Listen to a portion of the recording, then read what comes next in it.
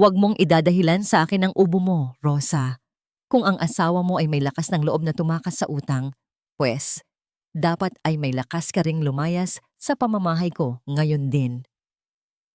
Ang matinis na boses na yon ni Senyora Viring ay tila mas matalim pa sa hanging amihan na humahampas sa buong benggit ng gabing iyon. Hindi na ito simpleng paniningil. Ito ay isang paghatol na walang awa.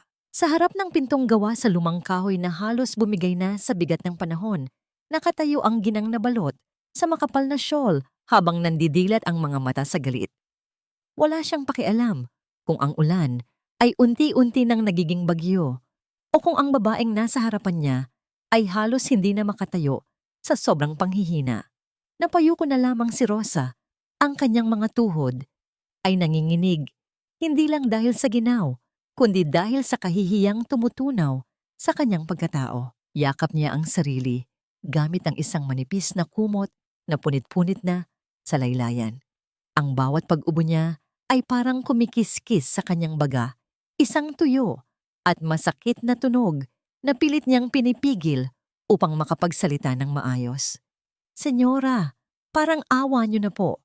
Ang garalgal na pakiusap ni Rosa na ang tinig ay halos lunurin ng lagaslas ng ulan sa yero. Kahit bigyan niyo lang po kami ng 1 linggo pa, hinihintay ko pa po yung padala galing sa paglalabada ko sa kabilang bayan.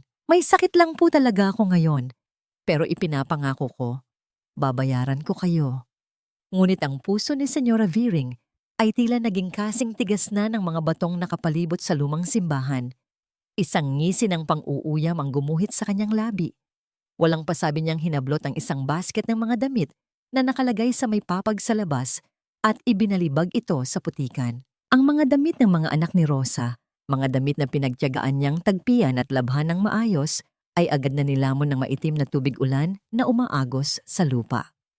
Pangako, ilang taon na akong nabubusog sa mga pangako ng pamilya niyo. Singhal ng senyora, ang kanyang daliri ay nakaduro sa mukha ni Rosa.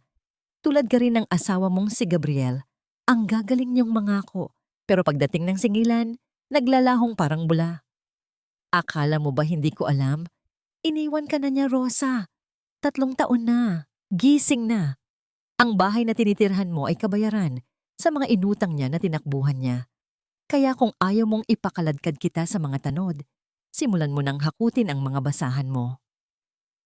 Sa likod ng isang malaking puno ng pino, ilang metro lamang ang layo mula sa eksenang yon, may isang anino na nakakubli sa dilim. Si Gabriel iyon, ngunit hindi na siya ang Gabriel na kilala ng baryo. Ang matikas na tagahila ng kampana na may malapad na balikat at ngiting puno ng pag-asa. Ang lalaking nakatayo sa dilim ay tila isang multo na lamang ng nakaraan. Ang kanyang suot ay isang lumang jacket na kupas at punong-puno ng mantsa ng grasa at putik. Ang kanyang buhok ay mahaba at magulo, na tila ba ilang buwan nang hindi nasusuklay ng maayos. Ngunit ang higit na nakadudurog ng puso ay ang paraan ng kanyang pagtayo. Ang kanyang kanang paa ay nakabaling sa paraang hindi natural, na paraang bawat paglapat nito sa lupa ay nagdudulot ng matinding kirot. Nais ni Gabriel na sumugod. Nais niyang tumakbo papunta sa kanyang asawa, itulak ang malupit na senyora, at sabihing, "Narito ako. Ako ang asawa niya. Huwag niyo siyang apihin." Ang kanyang mga kalamnan ay naging tensyonado. Handa nang humakbang pasulong upang gawin ang tungkulin ng isang haligigang tahanan. Subalit nang makita niya ang kanyang sariling mga kamay sa ilalim ng kakarampot na liwanag ng poste, mga kamay na nanginginig, marumi, at walang dalang kahit na anong yaman o kapangyarihan, isang pader ng hiya ang bumagsak sa kanyang harapan. Bumalik sa kanyang alaala ang huling sinabi niya kay Rosa bago siya umalis. 3 taon na ang nakararaan. "Babalik ako, mahal. Babalik ako na may dalang ginhawa. Hindi ka na muling iiyak dahil sa hirap." At ngayon, narito siya. Bumalik hindi bilang isang bayani, kundi bilang isang lumpo at pulubi. Wala siyang dalang salapi. Wala siyang dalang gamot. Ang tanging dala niya ay ang kanyang sariling kahihiyan at ang katotohanang tama, si Senyora Viring, isa siyang bigo. Ang bawat patak ng ulan sa kanyang balikat ay tila bigat ng mundo na dumidiin sa kanya. Nagpapaalala na wala siyang karapatang magpakita. Paano niya maipagtatanggol si Rosa kung siya mismo ang dahilan ng paghihirap nito? Nanatili si Gabriel sa dilim. Kinakagat ang kanyang labi hanggang sa malasahan niya ang sariling dugo. Pinipigil ang hikbi na nais kumawala sa kanyang dibdib. Ang sakit ng kanyang bali sa paa ay wala kumpara sa sakit ng pagkakita sa kanyang asawa na dahan-dahang lumuluhod sa putikan upang pulutin ang mga damit ng kanilang mga anak. Please, senyora. Ang iyak ni Rosa ay humalo sa hangin, mahina at basag. Kahit para na lang sa mga bata. Si Miguel? Si Bunso? Wala silang matutuluyan sa ganitong panahon. Wala akong pakialam. Bulyaw muli ni Senyora Viring, sabay tadyak sa isang lumang lata na nasa kanyang daraanan. Ang tunog ng lata na tumilapon sa semento ay umalingaw-ngaw na parang putok ng baril sa katahimikan ng gabi. Kung gusto mong may matuluyan, pumunta ka kay Rico. Siya lang ang tanga na nagtitiis sa'yo. O di kaya sumunod ka na sa asawa mong walang kwenta. Sa pagkabanggit ng pangalan ni Rico, parang sinaksak ang puso ni Gabriel. Si Rico, ang lalaking mayaman, ang dating maniligaw ni Rosa, ang laging ikinukumpara sa kanya. Nariyan pa rin pala ito. At sa isip ni Gabriel, marahil ay tama ang senyora. Baka mas mabuti pa nga kung kay Rico na lang napunta si Rosa. Hindi ito magugutom. Hindi ito mapapalayas sa gitna ng bagyo. Nang tumalikod na si Senyora Viring upang sumilong sa kanyang payong, iniwan niya si Rosa na nakasalampak sa basang lupa. Ang ulan ay walang awang bumubuhos sa manipis na katawan ng babae na tila ba nakikiramay ang langit sa kanyang pag-iisa. Dahan-dahang humakbang si Gabriel palapit, kahit na ang bawat galaw ay parang paghatak sa isang kadena ng tingga. Gusto niya lang sanang lumapit, kahit hindi magpakita ng mukha, kahit mag-iwan lang ng kapirasong tulong, o kahit damayan man lang ang asawa sa hangin. Ang kanyang puso ay kumakabog ng napakabilis, naghahalo ang takot at pananabik. Ngunit bago pa man siya makalabas sa dilim ng puno ng pino, bumukas ang pinto ng kanilang maliit na bahay. Lumabas si Miguel, ang kanilang panganay. 14 na taong gulang na ito ngayon. Tumangkad ito, ngunit ang kanyang katawan ay payat, tanda ng kakulangan sa nutrisyon. Ang mukha ng bata ay wala ang kainosentehan ng kabataan. Sa halip, nakaukit doon ang isang uri ng pagod at galit na hindi dapat taglayin ng isang musmos. Agad na tumakbo si Miguel papunta sa kanyang ina. Tinulungan itong tumayo at pinupunasan ng putik sa braso ni Rosa gamit ang sarili niyang t-shirt. Nay, pumasok na po tayo. Ang tinig ni Miguel ay matigas, pilit na nagpapakatatay sa pamilyang iniwan ng haligi. Huwag na po kayong magmakaawa sa matandang yan. Habang inaalalayan ni Miguel ang kanyang ina, pabalik sa pinto.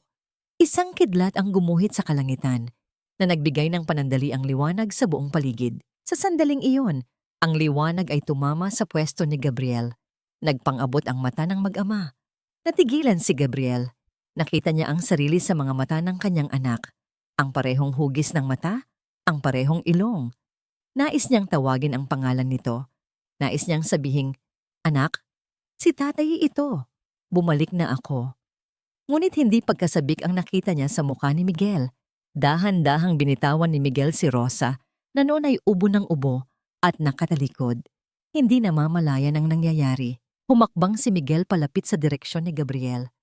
Ang bata ay yumuko at dumampot ng isang kamao ng basang lupa at bato. Ang kanyang mga mata ay nag-aapoy sa puot, isang puot na naipon sa loob ng 3 taong pangungulila at kahirapan. Hindi siya sumigaw, hindi siya naguwala. Sa halip, sa isang tinig na malamig at puno ng pagtakwil, binigkas ni Miguel ang mga salitang dumurog sa huling piraso ng pag-asa ni Gabriel. "Umalis ka na." Mariing bulong ni Miguel. Habang mahigpit na hawak ang bato, handang ibato ito sa sarili niyang ama. "Huwag ka nang babalik dito. Wala kaming tatay na duwag. Patay na ang tatay ko." Ang mga salitang iyon ay mas masakit pa sa bali sa paa ni Gabriel. Mas masakit pa sa gutom, sa lamig, at sa lahat ng pang-aalipusta na natanggap niya sa Maynila. Tila ba tinanggalan siya ng karapatang huminga ang kanyang anak, ang batang tinuruan niyang magdasal, Ang batang dating sumasalubong sa kanya sa tarangkahan ay siya ngayong nagtataboy sa kanya pabalik sa dilim. Sa likod ni Miguel muling umubo si Rosa, isang tunog na puno ng sakit at pangangailangan. Tumingin si Gabriel sa kanyang asawa sa huling pagkakataon at pagkatapos ay tumingin sa galit na mukha ng kanyang anak. Bumuhos ang ulan ng mas malakas, tinatakpan ng mga luha na nagsisimulang umagos sa pisngi ng isang amang na walan ng lahat. Walang salitang namutawi sa bibig ni Gabriel. Dahan-dahan, sa ilalim ng bigat ng kanyang kasalanan, tumalikod siya at hinayaang lamunin muli siya ng kadiliman ng gabi. Palayo sa tahanang hindi na siya kilala. Tumila na ang malakas na buhos ng ulan, ngunit ang lamig na iniwan nito ay nanuot hanggang sa kaloob-looban ng mga buto ni Gabriel. Ang hamog ng benggit ay nagsimulang bumaba. Niyayakap ang madilim na baryo sa isang maputla at malungkot na belo. Nakasandal pa rin siya sa likod ng malaking puno ng pino. Ang kanyang mga mata ay nakapako sa munting bahay na kanina lamang ay muntik ng agawin ng kadiliman. Ngunit ngayon, ang kadiliman ay tinaboy ng isang nakasisilaw na liwanag. Dalawang matatalim na ilaw mula sa isang malaking sasakyan ang humiwa sa gabi. Tinatamaan ang mga mata ni Gabriel, kaya't napapikit siya sa hapdi. Isang makintab na pickup truck ang pumarada sa tapat ng kanilang bakuran. Ang makina nito ay humuhugong ng may awtoridad at kapangyarihan. Ito ang uri ng sasakyan na hindi tinatablan ng putik, ang uri ng yaman na hindi kayang tibagin ng bagyo. Bumukas ang pinto ng sasakyan at lumabas si Rico. Kahit sa gitna ng maputik na daan, mukhang kagalang-galang pa rin ito. Nakasuot ng maayos na jacket, ang buhok ay plansado at ang bawat kilos ay puno ng kumpiyansa. Agad itong lumapit kay Senyora Viring na nooy nagpapalakad-lakad pa rin sa harap ng bahay ni Rosa. Hindi narinig ni Gabriel ang eksaktong sinabi ni Rico, ngunit nakita niya ang pagbabago sa mukha ng matanda. Mula sa pagiging mabangis na leon, naging maamong tupa si Senyora Viring nang iabot ni Rico ang isang makapal na sobre. Napayuko si Gabriel sa kanyang kinatatayuan. Ang sobreng iyon ay malamang na naglalaman ng halagang hindi niya kikitain sa loob ng isang taon. Ngunit para kay Rico, barya lamang yon na madaling hugutin sa bulsa. Nakita ni Gabriel kung paano umalis si Senyora Viring, bitbit ang kanyang payong at ang pera, habang si Rico ay dalidaling umakyat sa hagdan ng bahay ni Rosa. Sumunod ang isang doktor na daladala ni Rico, isang pribilehiyong hindi kailanman na ibigay ni Gabriel sa kanyang pamilya. Mula sa bintanang may sirang jealousy, nasaksihan ni Gabriel ang eksenang dumurog sa natitira niyang pagkalalaki. Nakita niya si Rosa na nakaupo sa gilid ng kawayang papag, nanginginig pa rin sa ginawat lagnat. Lumapit si Rico, hindi bilang isang panauhin, kundi bilang isang tagapagligtas. Inalis nito ang kanyang mamahaling jacket at dahan-dahang ipinatong sa balikat ni Rosa. Ang mga kamay ni Gabriel ay napahigpit ang hawak sa magaspang na balat ng puno ng pino. Ang mga balikat na yon, siya dapat ang nagpapainit doon. Ang mga luhang yon sa mata ni Rosa, siya dapat ang pumapahid. Ngunit heto siya, isang anino sa labas, habang ang ibang lalaki ang gumaganap sa papel na tinalikuran niya. Masakit. Ang sakit ay hindi pisikal, hindi galing sa kanyang pilay na paa. Ito ay ang sakit ng amor propyo na tinapakan at dinurog. Ang sugat ng pagkaalam na sa gabing ito, ang kanyang asawa at mga anak ay ligtas at may makakain. Hindi dahil sa kanya, kundi dahil sa lalaking matagal nang inirereto ng buong baryo para kay Rosa. Tila bumalik ang kanyang gunita sa araw ng kanilang kasal. Malinaw pa sa kanyang isipan ang kanyang pangako habang nakaluhod sila sa harap ng altar ng San Jose. Rosa, bulong niya noon, hindi man ako mayaman, ipinapangako ko, hindi ka mag-iisa sa hirap at ginhawa. Nasaan na ang pangakong yon? Tinangay na ng hangin, kasama ng kanyang dignidad. Pinanood niya kung paano marahang inalalaya ni Rico si Rosa na humiga. Nakita niya kung paano inabutan ni Rico ng gamot si Miguel. Ang kanyang anak na kanina lamang ay puno ng galit. Ngayon ay tumatanggap ng tulong mula sa isang estranghero na may respeto at pagpapakumbaba. Para kay Miguel, si Rico ang bayani, si Gabriel ang kontrabida. Hindi na kinaya ni Gabriel ang bigat ng tanawin. Ang bawat sandali ng kalinga ni Rico kay Rosa ay parang sampal sa kanyang pagkatao. Dahan-dahan, sa ilalim ng pagtago ng dilim, tumalikod si Gabriel at nagsimulang maglakad palayo. Ang kanyang pilay na paa ay humihila sa lupa. Lumilikha ng tunog ng pagkakaladkad na sumasabay sa pintig ng kanyang naninikip na dibdib. Wala siyang matutuluyan. Wala siyang pera para sa matutuluyan. Ang kanyang mga paa ay kusa na lamang siyang dinala sa nag-iisang lugar na bukas para sa mga ligaw na kaluluwa, ang lumang simbahan ng San Jose. Ang malaking pinto ng simbahan ay nakasarado na, ngunit ang portiko sa gilid ay may maliit na bubong. Doon, sa malamig na semento, naupo si Gabriel. Niyakap niya ang kanyang mga tuhod, sinusubukang ipunin ang kakarampot na init ng katawan. Ang hangin ay humihiwa sa kanyang manipis at punit na damit. Ang katahimikan ng simbahan ay nakabibingi. Dati, siya ang may hawak ng susi ng kampanaryo. Dati, siya ang unang dumarating dito bago mag-umaga para gisingin ang buong baryo. Ngayon, siya ay parang isang asong ligaw na naghahanap ng masisilungan sa bakuran ng kanyang dating Panginoon. Pinikit ni Gabriel ang kanyang mga mata, ngunit ang imahe ni Rico na nakahawak sa balikat ni Rosa ang tanging nakikita niya. "Patawarin mo ako, Rosa," bulong niya sa hangin. Akala ko pagbalik ko, may maipagmamalaki na ako. Akala ko, sapat na ang pag-alis ko para ayusin ang lahat." Nakatulog siya sa pagod at gutom. Ang kanyang pisngi ay nakadikit sa malamig na bato, habang ang mga luha ay natutuyo sa kanyang mukha. Nagising si Gabriel bago pa man sumikat ang araw. Ang hamog ay makapal pa rin, at ang paligid ay tahimik, maliban sa tilaok ng mga manok sa kalayuan. Kumalam ang kanyang sikmura, isang paalala na halos 2 araw na siyang hindi kumakain ng maayos. Kinapa niya ang kanyang bulsa. Dumukot siya ng ilang pirasong barya. Ang huling natitira sa kanya mula sa pamamalimos niya sa terminal ng bus bago sumakay paakyat ng Benguet. Binilang niya ito. Sapat lang para sa isang supot ng mainit na pandesal at ilang pakete ng kape. Kahit nanginginig ang mga tuhod, tumayo si Gabriel at naglakad patungo sa panaderya sa bayan. Nakayuko siya, tinatakpan ang mukha gamit ang kwelyo ng kanyang jacket. Takot na may makakilala sa kanya. Nang mabili niya ang mainit na tinapay, ang amoy nito ay nagpaalala sa kanya ng mga umagang pinagsasaluhan nila noon ni Rosa at mga bata. Simple lang ang buhay noon, pero masaya. Ngayon, ang simpleng tinapay na ito ay parang ginto sa halaga. Bumalik siya sa bahay ni Rosa habang tulog pa ang buong baryo. Wala na ang sasakyan ni Rico. Tahimik ang paligid. Dahan-dahan, parang magnanakaw sa sarili niyang tahanan, lumapit si Gabriel sa pinto. Gusto niyang kumatok. Gusto niyang sabihin na siya ang bumili ng almusal.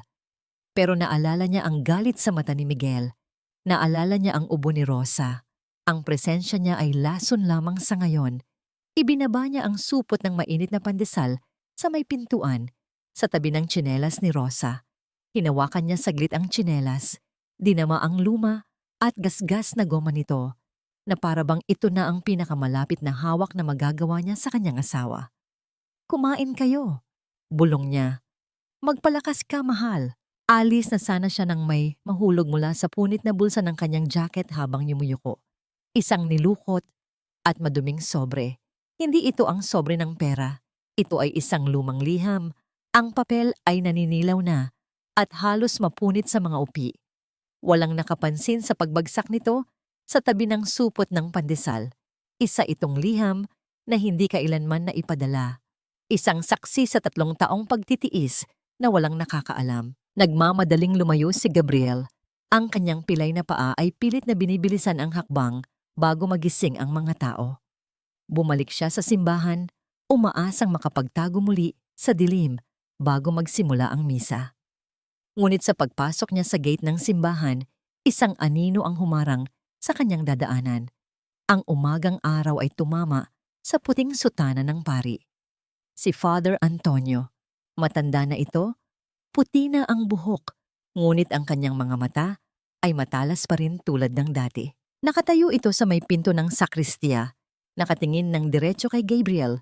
Napatigil si Gabriel. Gusto niyang tumakbo pero saan siya pupunta? Ang kanyang mga paa ay tila napako sa lupa. Father! Ang tinig ni Gabriel ay halos hindi marinig. Puno ng takot at paggalang. Hindi ngumiti ang pari. Wala ring awa sa kanyang mukha.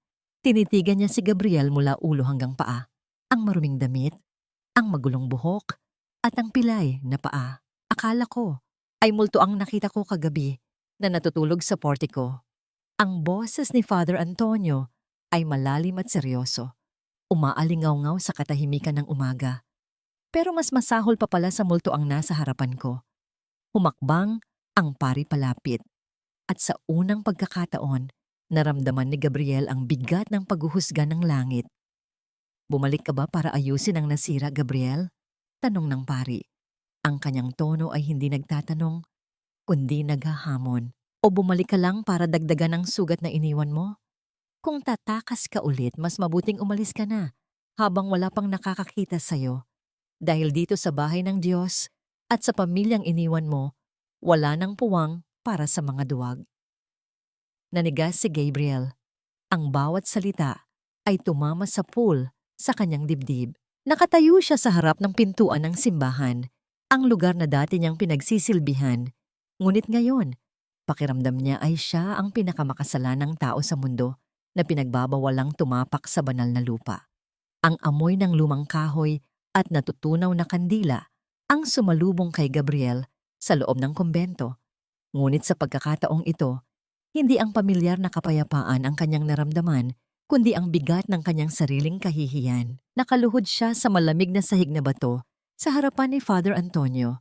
Hindi ito ang pagluhod ng isang debotong nagdadasal para sa grasya, kundi ang pagluhod ng isang talunang sumusuko sa huling hibla ng kanyang dignidad. Ang umagang araw ay tumatagos sa mga kapis na bintana, gumuguhit ng mga anino sa pagitan nilang dalawa.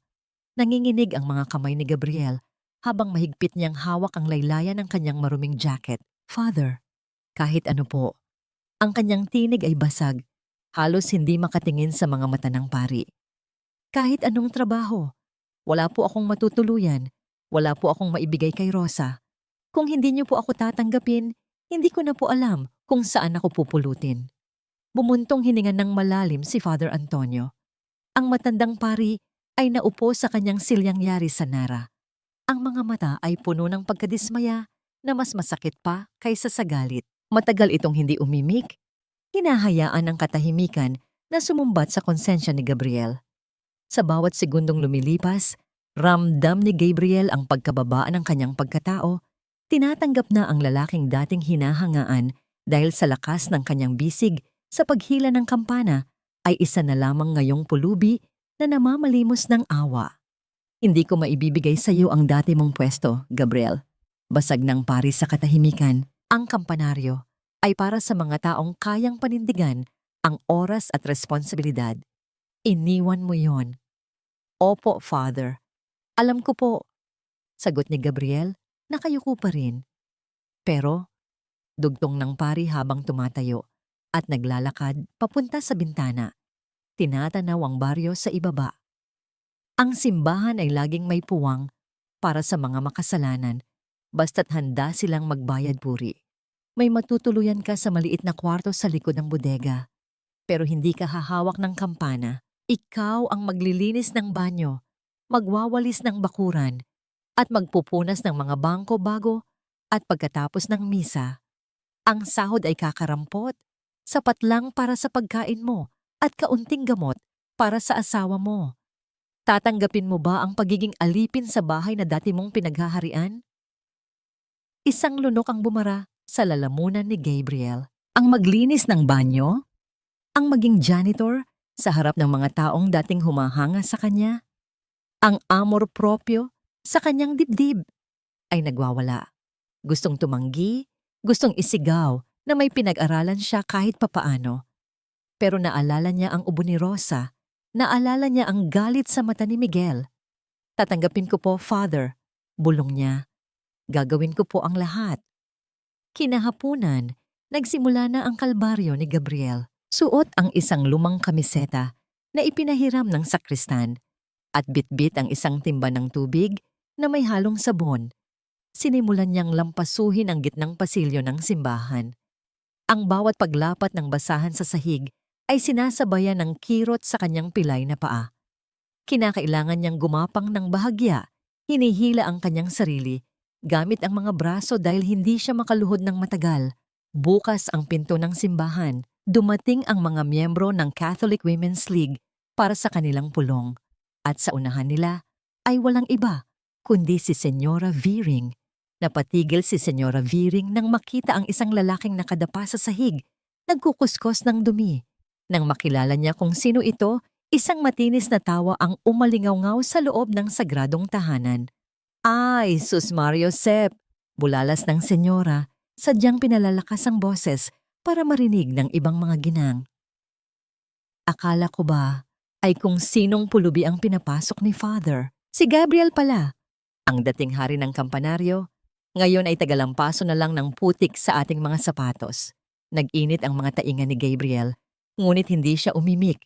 Pinagpatuloy niya ang pagkuskos sa sahig, mas madiin, mas mabilis, na tila ba kaya niyang burahin ang kanyang kahihiyan kasama ng alikabok.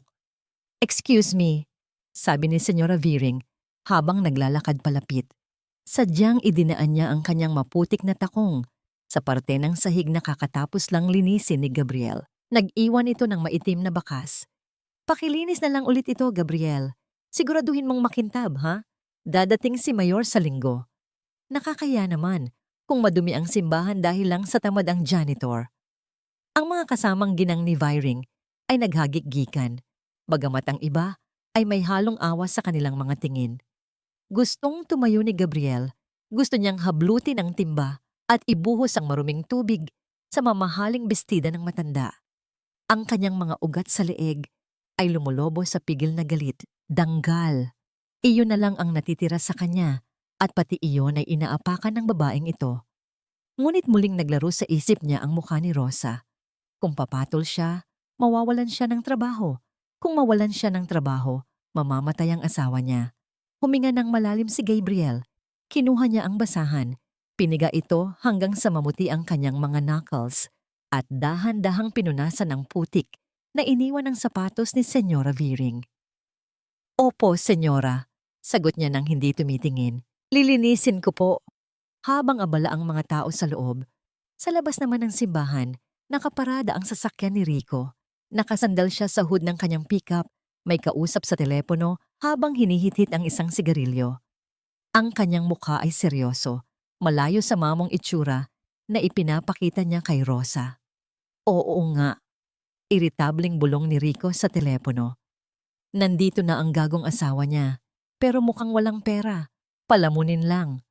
"Huwag kang mag-alala, hindi kakalat ang nangyari sa Manila. Siguraduhin mong sarado ang bibig ng mga trabahador doon. Ang alam lang nila dito, nagpunta siya sa wala. Oo, ako na ang bahala sa operasyon ni Rosa. Kapag utang na loob na ang pinag-uusapan, sa akin na siya babagsak." Pinatay ni Rico ang tawag nang makita niyang may paparating. Si Rosa. Dahan-dahan ang lakad ni Rosa, nakakapit sa pader ng mga bahay na nadadaanan para hindi matumba. Ang balita ay mabilis kumalat sa baryo. Ang tsismis na si Gabriel ay nasa simbahan, nagpapaalila. Kahit na sinusunog ng lagnat ang kanyang katawan, pinilit ni Rosa na bumangon. Kailangan niyang makita gamit ang sarili niyang mga mata. Kailangan niyang malaman kung totoo ang sinasabi ng mga kapitbahay na ang asawa niya ay bumalik na parang basahan.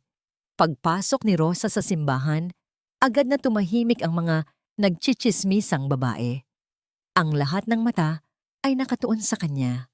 Si Senyora Viring ay ngumisi ng mapakla, tila nanonood ng isang teleserye na siya mismo ang nagsulat ng script. Hinanap ng mga mata ni Rosa si Gabriel. Doon, sa paanan ng altar, nakita niya ang isang bulto. Nakaluhod, nakayuko, halos humalik na sa lupa habang pinipiga ang maruming basahan sa timba. Ang likod nito ay pamilyar, pero ang postura ay ibang-iba sa lalaking pinakasalan niya. Ang Gabriel na kilala niya ay laging nakataas ang noo kahit mahirap sila. Ang lalaking ito ay parang pasan ng mundo at durog na durog na. Hindi agad napansin ni Gabriel ang pagdating ng asawa. Nakapikit siya. Dinaramdam ang hapdi ng sabon sa mga sugat ng kanyang kamay. Naririnig niya ang mga bulungan, pero sanay na siya doon. Hanggang sa may isang pares ng paa ang tumigil sa tapat ng kanyang mukha habang siya ay nagpupunas. Natigilan si Gabriel sa pagkuskos. Nakita niya ang pamilyar na tsinelas. Guma itong kulay asul, pero putol na ang isang strap at tinalian lang ng alambre para magamit pa. Ang mga paa sa loob nito ay payat, nangingitim ang mga kuko at puno ng peklat at kalyo. Alam ni Gabriel ang bawat kurba ng mga paang iyon. Ilang beses niyang minasahe ang mga iyon nung bagong kasal pa sila. Dahan-dahang nag-angat ng tingin si Gabriel mula sa pudpud na tsinelas, paakyat sa laylayan ng kupas na duster, hanggang sa makita niya ang nanginginig na mga kamay at sa huli, ang mukha ng kanyang asawa. Ang mukha ni Rosa ay putla. Ang mga mata ay malalim at puno ng luha. Nakatingin ito sa kanya hindi nang may galit, kundi nang may matinding pagkadurog. Mas masakit pala yon. Mas masakit makita ang awa sa mata ng taong dapat ay pinoprotektahan mo. Gabriel? Ang tinig ni Rosa ay parang hangin na lang. Gusto ni Gabriel na tumayo, yakapin ito, at sabihing, "Mahal, andito na ako." Pero ang hiya ay parang kadena na nakapulupot sa kanyang leeg, na natili siyang nakaluhod, hawak ang basahan na tumutulo ang maruming tubig. "Rosa," garalgal niyang sagot. "Umuwi ka na. Huwag mo akong tingnan ng ganito." Sa halip na umalis, lumuhod si Rosa sa harap niya, sa gitna ng basang sahig, sa harap ni Senyora Viring at ng buong baryo. Hinawakan niya ang mukha ni Gabriel gamit ang kanyang magaspang na palad. "Bakit?" tanong ni Rosa. Ang luha ay nagsisimulang pumatak sa pisngi ni Gabriel. "Bakit kailangan mong magkaganito? Bakit ka umalis kung babalik ka lang palang ganito kadurog? Akala mo ba? Akala mo ba kailangan ko ng mayamang asawa? Gusto kong bigyan kayo ng magandang buhay." Hikbi ni Gabriel. Ang kanyang pagpigil ay tuluyan ng bumigay. "Ayaw kong maging palamunin niyo lang. Ayaw kong maging walang kwenta." "Mas naging walang kwenta ka noong iniwan mo kami." Sigaw ni Rosa. Ang kanyang boses ay pumiyok sa sakit. At sa isang iglap na ikinagulat ng lahat, dumapo ang palad ni Rosa sa pisngi ni Gabriel. Hindi ito malakas. Ito ay sampal ng isang babaeng ubos na ang lakas. Sampal ng isang asawang nagmamahal, pero pagod na pagod na. Napapikit si Gabriel, tinanggap ang sampal na yon bilang penitensya. "Hindi ko kailangan ng bayani, Gabriel." Humagulgol si Rosa. Ang kanyang katawan ay yumanig sa tindi ng iyak. At kung hindi siya nasalo ni Gabriel, tuluyan na sana siyang bumagsak sa sahig. "Kailangan ko ng kasama. Kailangan ko ng ama ng mga anak ko. Pero tingnan mo ang sarili mo. Mas pinili mong saktan ang sarili mo at ang pride mo kaysa umuwi sa amin ng maaga. Ang tanga-tanga mo." Yinakap ni Gabriel ang humahagulgol na asawa habang nakaluhod sila sa gitna ng simbahan. Ang mga mata ng mga tsismosa ay nakatuon sa kanila, ngunit sa sandaling iyon, wala nang pakialam si Gabriel. Naramdaman niya ang init ng katawan ni Rosa, ang bilis ng tibok ng puso nito na tila ba anumang oras ay bibigay na. Sa likod ng isang poste, nakamasid si Rico. Ang kanyang panga ay maigting. Ang mga mata ay nanlilisik sa selos at inis. Nakita niya kung paano kumapit si Rosa sa maruming damit ni Gabriel, isang uring pagkakapit na hindi kailanman naramdaman ni Rico mula sa dalaga kahit gaano karaming pera ang ibuhos niya. Ang bigat ng katawan ni Rosa sa mga bisig ni Gabriel ay hindi nagmula sa kanyang timbang, kundi sa nakababahalang kagaanan nito. Habang binabagtas nila ang maputik na daan pauwi mula sa simbahan, pakiramdam ni Gabriel ay may karga siyang isang marupok na ibon na maaaring mabali ang mga buto sa anumang maling galaw. Ang bawat hakbang ay isang pagsubok. Ang kanyang pilay na kanang paa ay sumisigaw sa kirot sa bawat paglapat sa hindi pantay na lupa, ngunit tinitis niya ito. Ang sakit ng kanyang katawan ay walang panama sa takot na lumulukob sa kanyang dibdib habang nararamdaman ang nag-iinit na balat ng asawa na tumatagos sa kanyang manipis na damit. Sumusunod sa kanila si Miguel, tahimik ang bata, nakayuko habang bitbit ang tsinelas ng kanyang ina. Wala itong imik, ngunit sa bawat paglingon ni Gabriel, nakikita niya ang pag-aalinlangan sa mga mata ng anak. Kalahati ay galit, kalahati ay pag-aalala. Nang marating nila ang kanilang maliit na bahay, sinalubong sila ng amoy ng luma at basang kahoy. Ang bubong ay may ilang butas, kung saan tumutulo ang tubig ulan, lumilikha ng malulungkot na tunog sa mga palangganang nakasahod sa sahig. Dahan-dahang inihiga ni Gabriel si Rosa sa kanilang papag. Ang kutsyon ay manipis at lumana, ngunit inayos niya ang mga unan upang maging komportable ito. Miguel, utos ni Gabriel sa mahinang boses, hindi makatingin sa anak. Pakiusap! Kumuha ka ng maligamgam na tubig at malinis na bimpo. Hindi sumagot si Miguel, ngunit sumunod ito. Ang tunog ng pagbuhos ng tubig sa palanggana mula sa pitsel ay bumasag sa katahimikan ng silid. Nang iabot ng bata ang palanggana, hindi nagdikit ang kanilang mga daliri. Nagsimulang magpuna si Gabriel, piniga niya ang bimpo at dahan-dahang idinampi sa noo ni Rosa.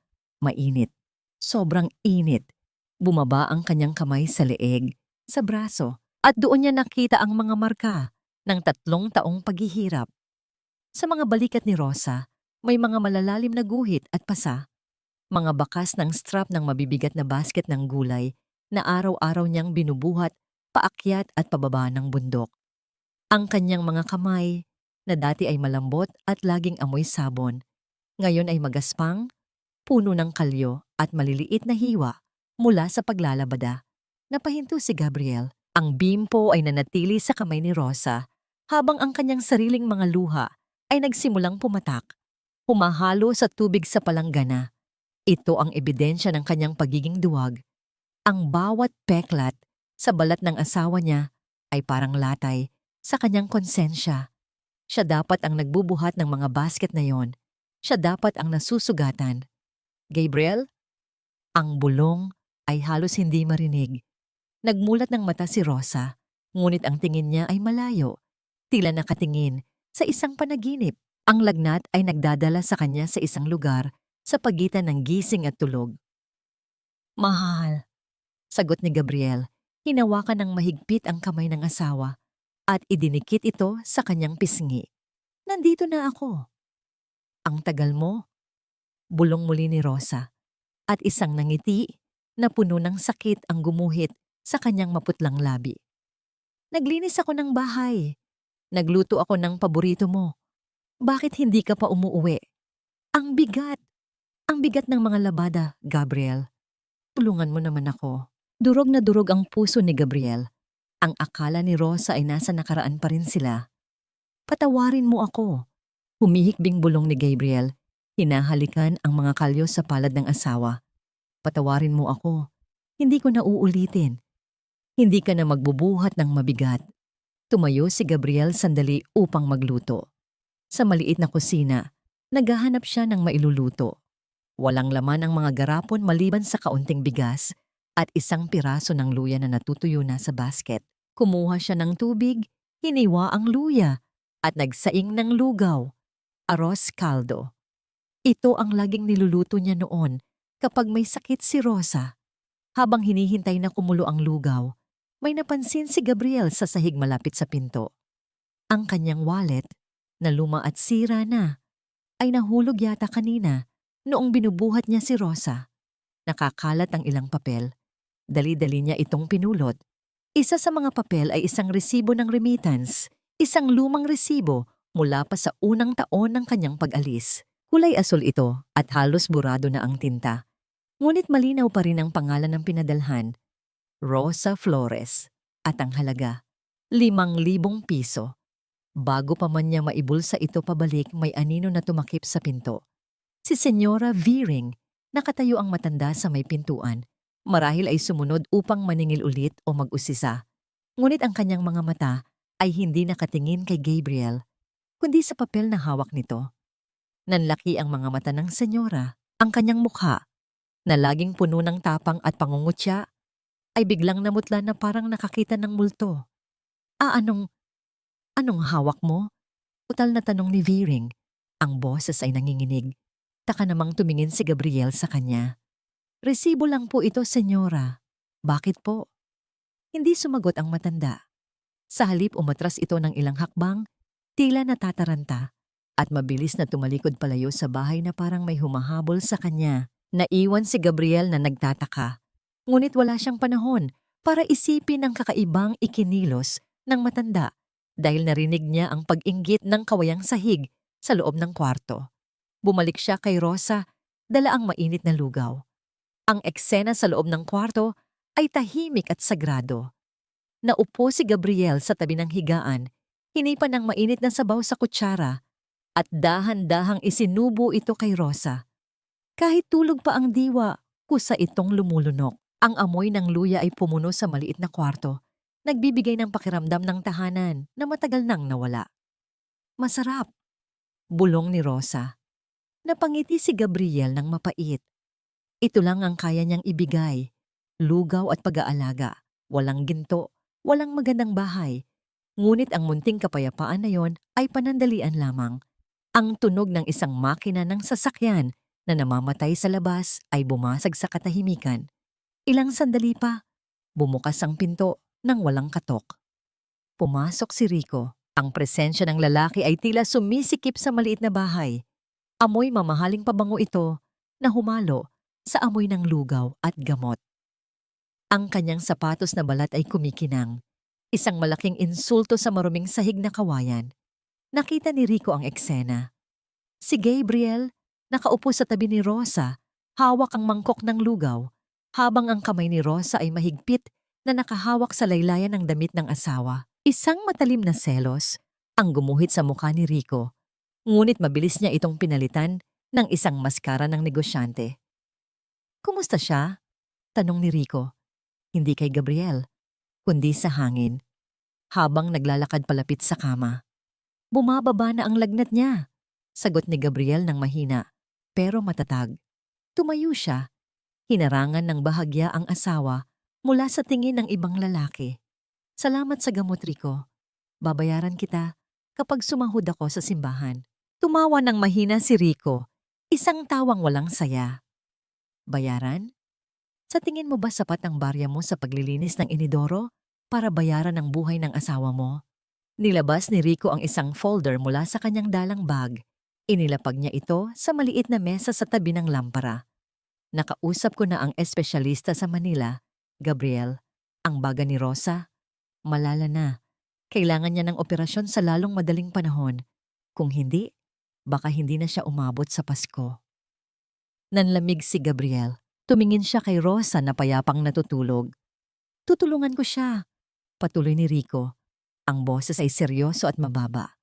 Sasagutin ko ang lahat. Hospital bills, gamot, recovery. Dadalhin ko siya sa pinakamagandang ospital. Anong kapalit? Tanong ni Gabriel. Alam niyang walang libre sa mundo ni Rico. Lumapit si Rico kay Gabriel. Magkaharap ang dalawang lalaki. Ang isa ay mayaman at makapangyarihan. Ang isa ay dukha at lumpo. Pirmahan mo ito. Turo ni Rico sa folder. Waiver of rights at petition for annulment. Ibinigay na sa akin ng abogado ko kanina. Parang binuhusan ng malamig na tubig si Gabriel. Ano? Simple lang ang usapan, Gabriel. Bulong ni Rico. Idinidiin ang bawat salita para saktan ng kausap. Buhay ni Rosa kapalit ng paglayo mo. Alam nating pareho na wala kang maibibigay sa kanya kundi sakit ng ulo at gutom. Kung mahal mo talaga siya, papalayain mo siya para mabuhay siya. Pirmahan mo yan. Umalis ka sa baryong ito. At bukas na bukas din, dadalhin ko siya sa Manila para gumaling. Napatingin si Gabriel sa papel, tapos kay Rosa at huli sa mapanghamong mata ni Rico. Huwag kang maging makasarili, Gabriel, dagdag na diin ni Rico. Mamamatay siya kung mananatili siya sa'yo. Ako lang ang makakapagligtas sa kanya. Sa sulok ng kwarto, nakatayo si Miguel. Narinig ng bata ang lahat. Nakita niya ang panginginig ng kamay ng kanyang ama. Sa unang pagkakataon, hindi galit ang naramdaman ni Miguel. kundi takot. Takot na baka sa sobrang pagmamahal ng kanyang tatay sa kanyang nanay, piliin nitong mawala na lang ng tuluyan.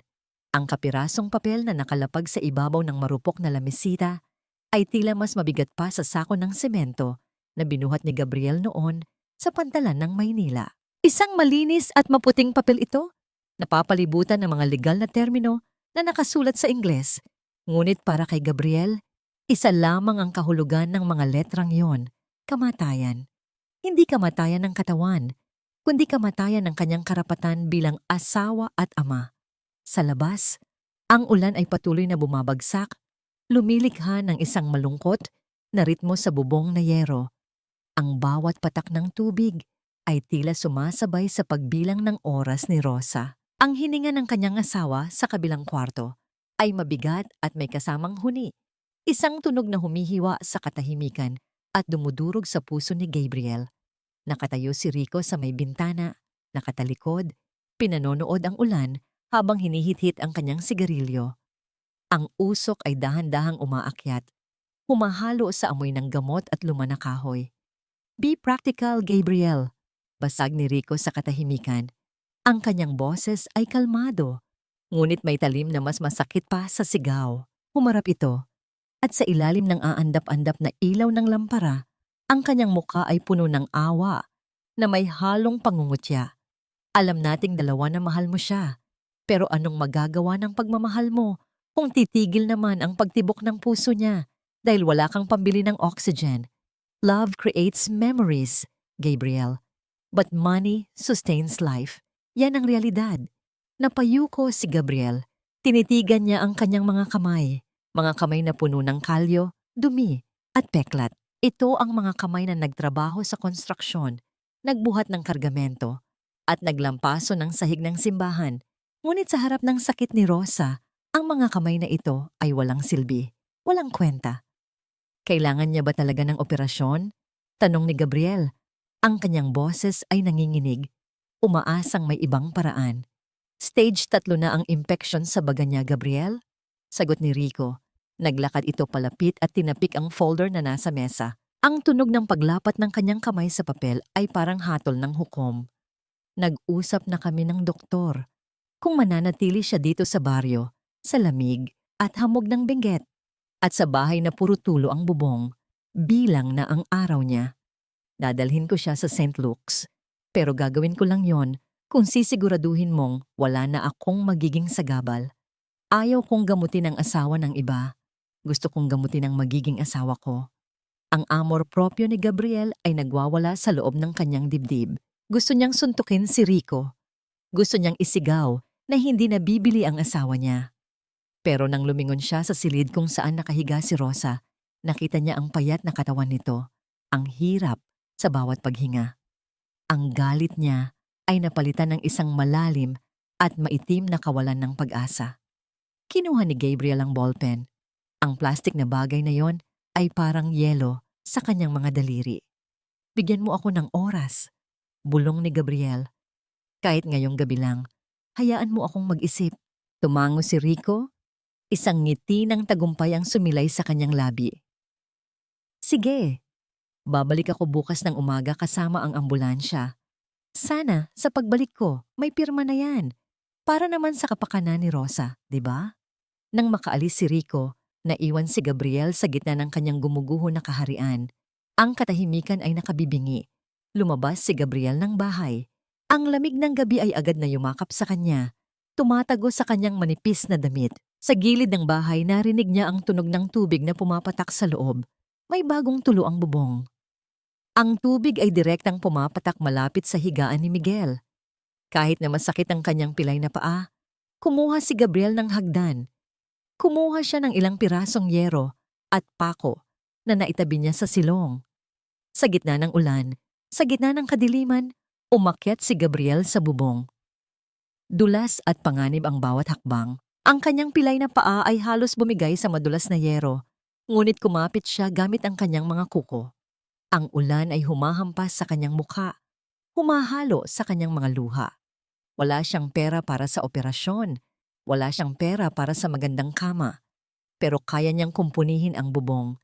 Kaya niyang siguraduhin na sa huling gabi nila dito, hindi mababasa ang kanyang mag-ina. Pok, pok, pok. Ang bawat pokpok ng martilyo ay mahina, maingat. Ayaw niyang magising ang mga natutulog. Ito na lang ang kaya niyang ibigay. Ang kanyang pagod, ang kanyang serbisyo. Habang nasa itaas siya, nakatanaw sa madilim na kabundukan, naramdaman ni Gabriel ang pinakamatinding sakit sa mundo. Ang sakit ng pagmamahal na kailangang bumitaw para magligtas. Sa ibaba, sa may bintana, gising si Miguel. Nakita ng bata ang anino ng kanyang ama sa bubong. Nakita niya kung paano ito nadulas at muntik ng mahulog, ngunit pinilit pa ring ipako ang yero para takpan ng butas sa tapat ng higaan niya. Sa kauna-unahang pagkakataon, sa loob ng 3 taon, ang puot sa puso ni Miguel ay nahaluan ng pagkalito. Kung masama ang kanyang ama, bakit ito nasa ulan ngayon? Bakit nito inaayos ang bahay na iiwan din naman nito? Bumaba si Gabriel matapos ang 1 oras, basang-basa at nanginginig. Ang kanyang pilay na paa ay namamagana at tumitibok sa sakit. Pumasok siya sa loob ng bahay, nagpunas ng katawan at naupo muli sa harap ng papel na iniwan ni Rico. Sa labas ng bakuran, sa ilalim ng poste ng ilaw, may isang matandang lalaki ang nagmamasid. Si Mang Kiko, ang retiradong kartero ng baryo. Ilang beses siyang humakbang palapit sa gate ni na Gabriel, hawak ang kanyang sombrero sa nanginginig na kamay, tila may gustong ipagtapat. Ang kanyang konsensya ay hindi siya pinapatulog. Gusto niyang sabihin kay Gabriel ang tungkol sa mga sulat. Ngunit bago pa man siya makatawag, isang payong ang humarang sa kanya. Si Senyora Veering, walang imik ang senyora, ngunit ang kanyang mga mata ay nanlilisik. Mahigpit niyang hinawakan ang braso ni Mang Kiko. Ang kanyang mga kuko ay halos bumaon sa balat ng matanda. Umiling ang senyora, isang babala na walang salita, ngunit malinaw ang mensahe. Tumahimik ka kung ayaw mong mawalan ng pensyon. Hinila niya ang matanda palayo sa dilim. Iniiwan si Gabriel na walang kaalam-alam sa katotohanang nasa labas lang ng kanyang bakuran. Sa loob ng bahay, 3:00 na ng madaling araw. Nakaupo si Gabriel sa tabi ng higaan ni Rosa. Pinapanood niya ang pagtulog nito. Ang dibdib ng kanyang asawa ay umaangat at bumababa nang may hirap. Hinawakan ni Gabriel ang kamay ni Rosa. Malamig, magaspang, ngunit ito pa rin ang kamay na nais niyang hawakan hanggang sa pagtanda. Patawarin mo ako, mahal, bulong ni Gabriel. Ang kanyang boses ay basag at puno ng pighati. Akala ko kaya kitang ipaglaban, pero tama si Rico. Ang pagmamahal ko ay hindi gamot. Ang pananatili ko dito ay papatay lang sa'yo. Kinuha niya ang papel. Inilapit niya ang dulo ng ballpen sa linyang nakalaan para sa kanyang pangalan. Ang bawat letra na isusulat niya ay katumbas ng paghihiwalay ng kanilang mga kaluluwa.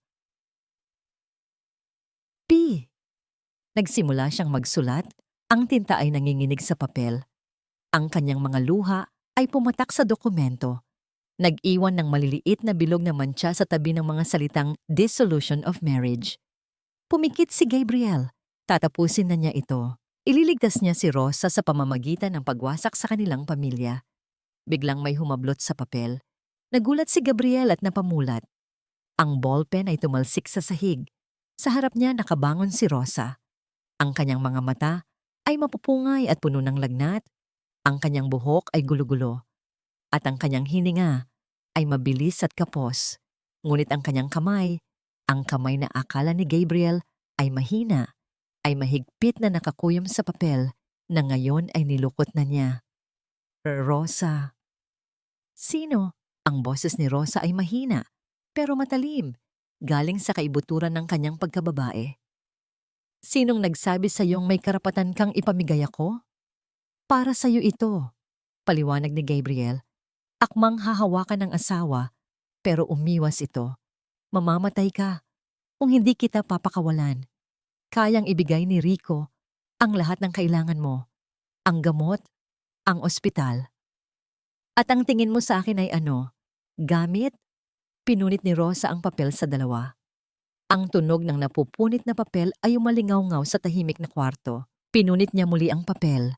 paulit-ulit, hanggang sa maging napakaliit na mga piraso na dahan-dahang bumagsak sa ibabaw ng kama na parang mga butil ng yelo. Wala ka ba sa sarili, Gabriel? Nanginginig ang boses niya.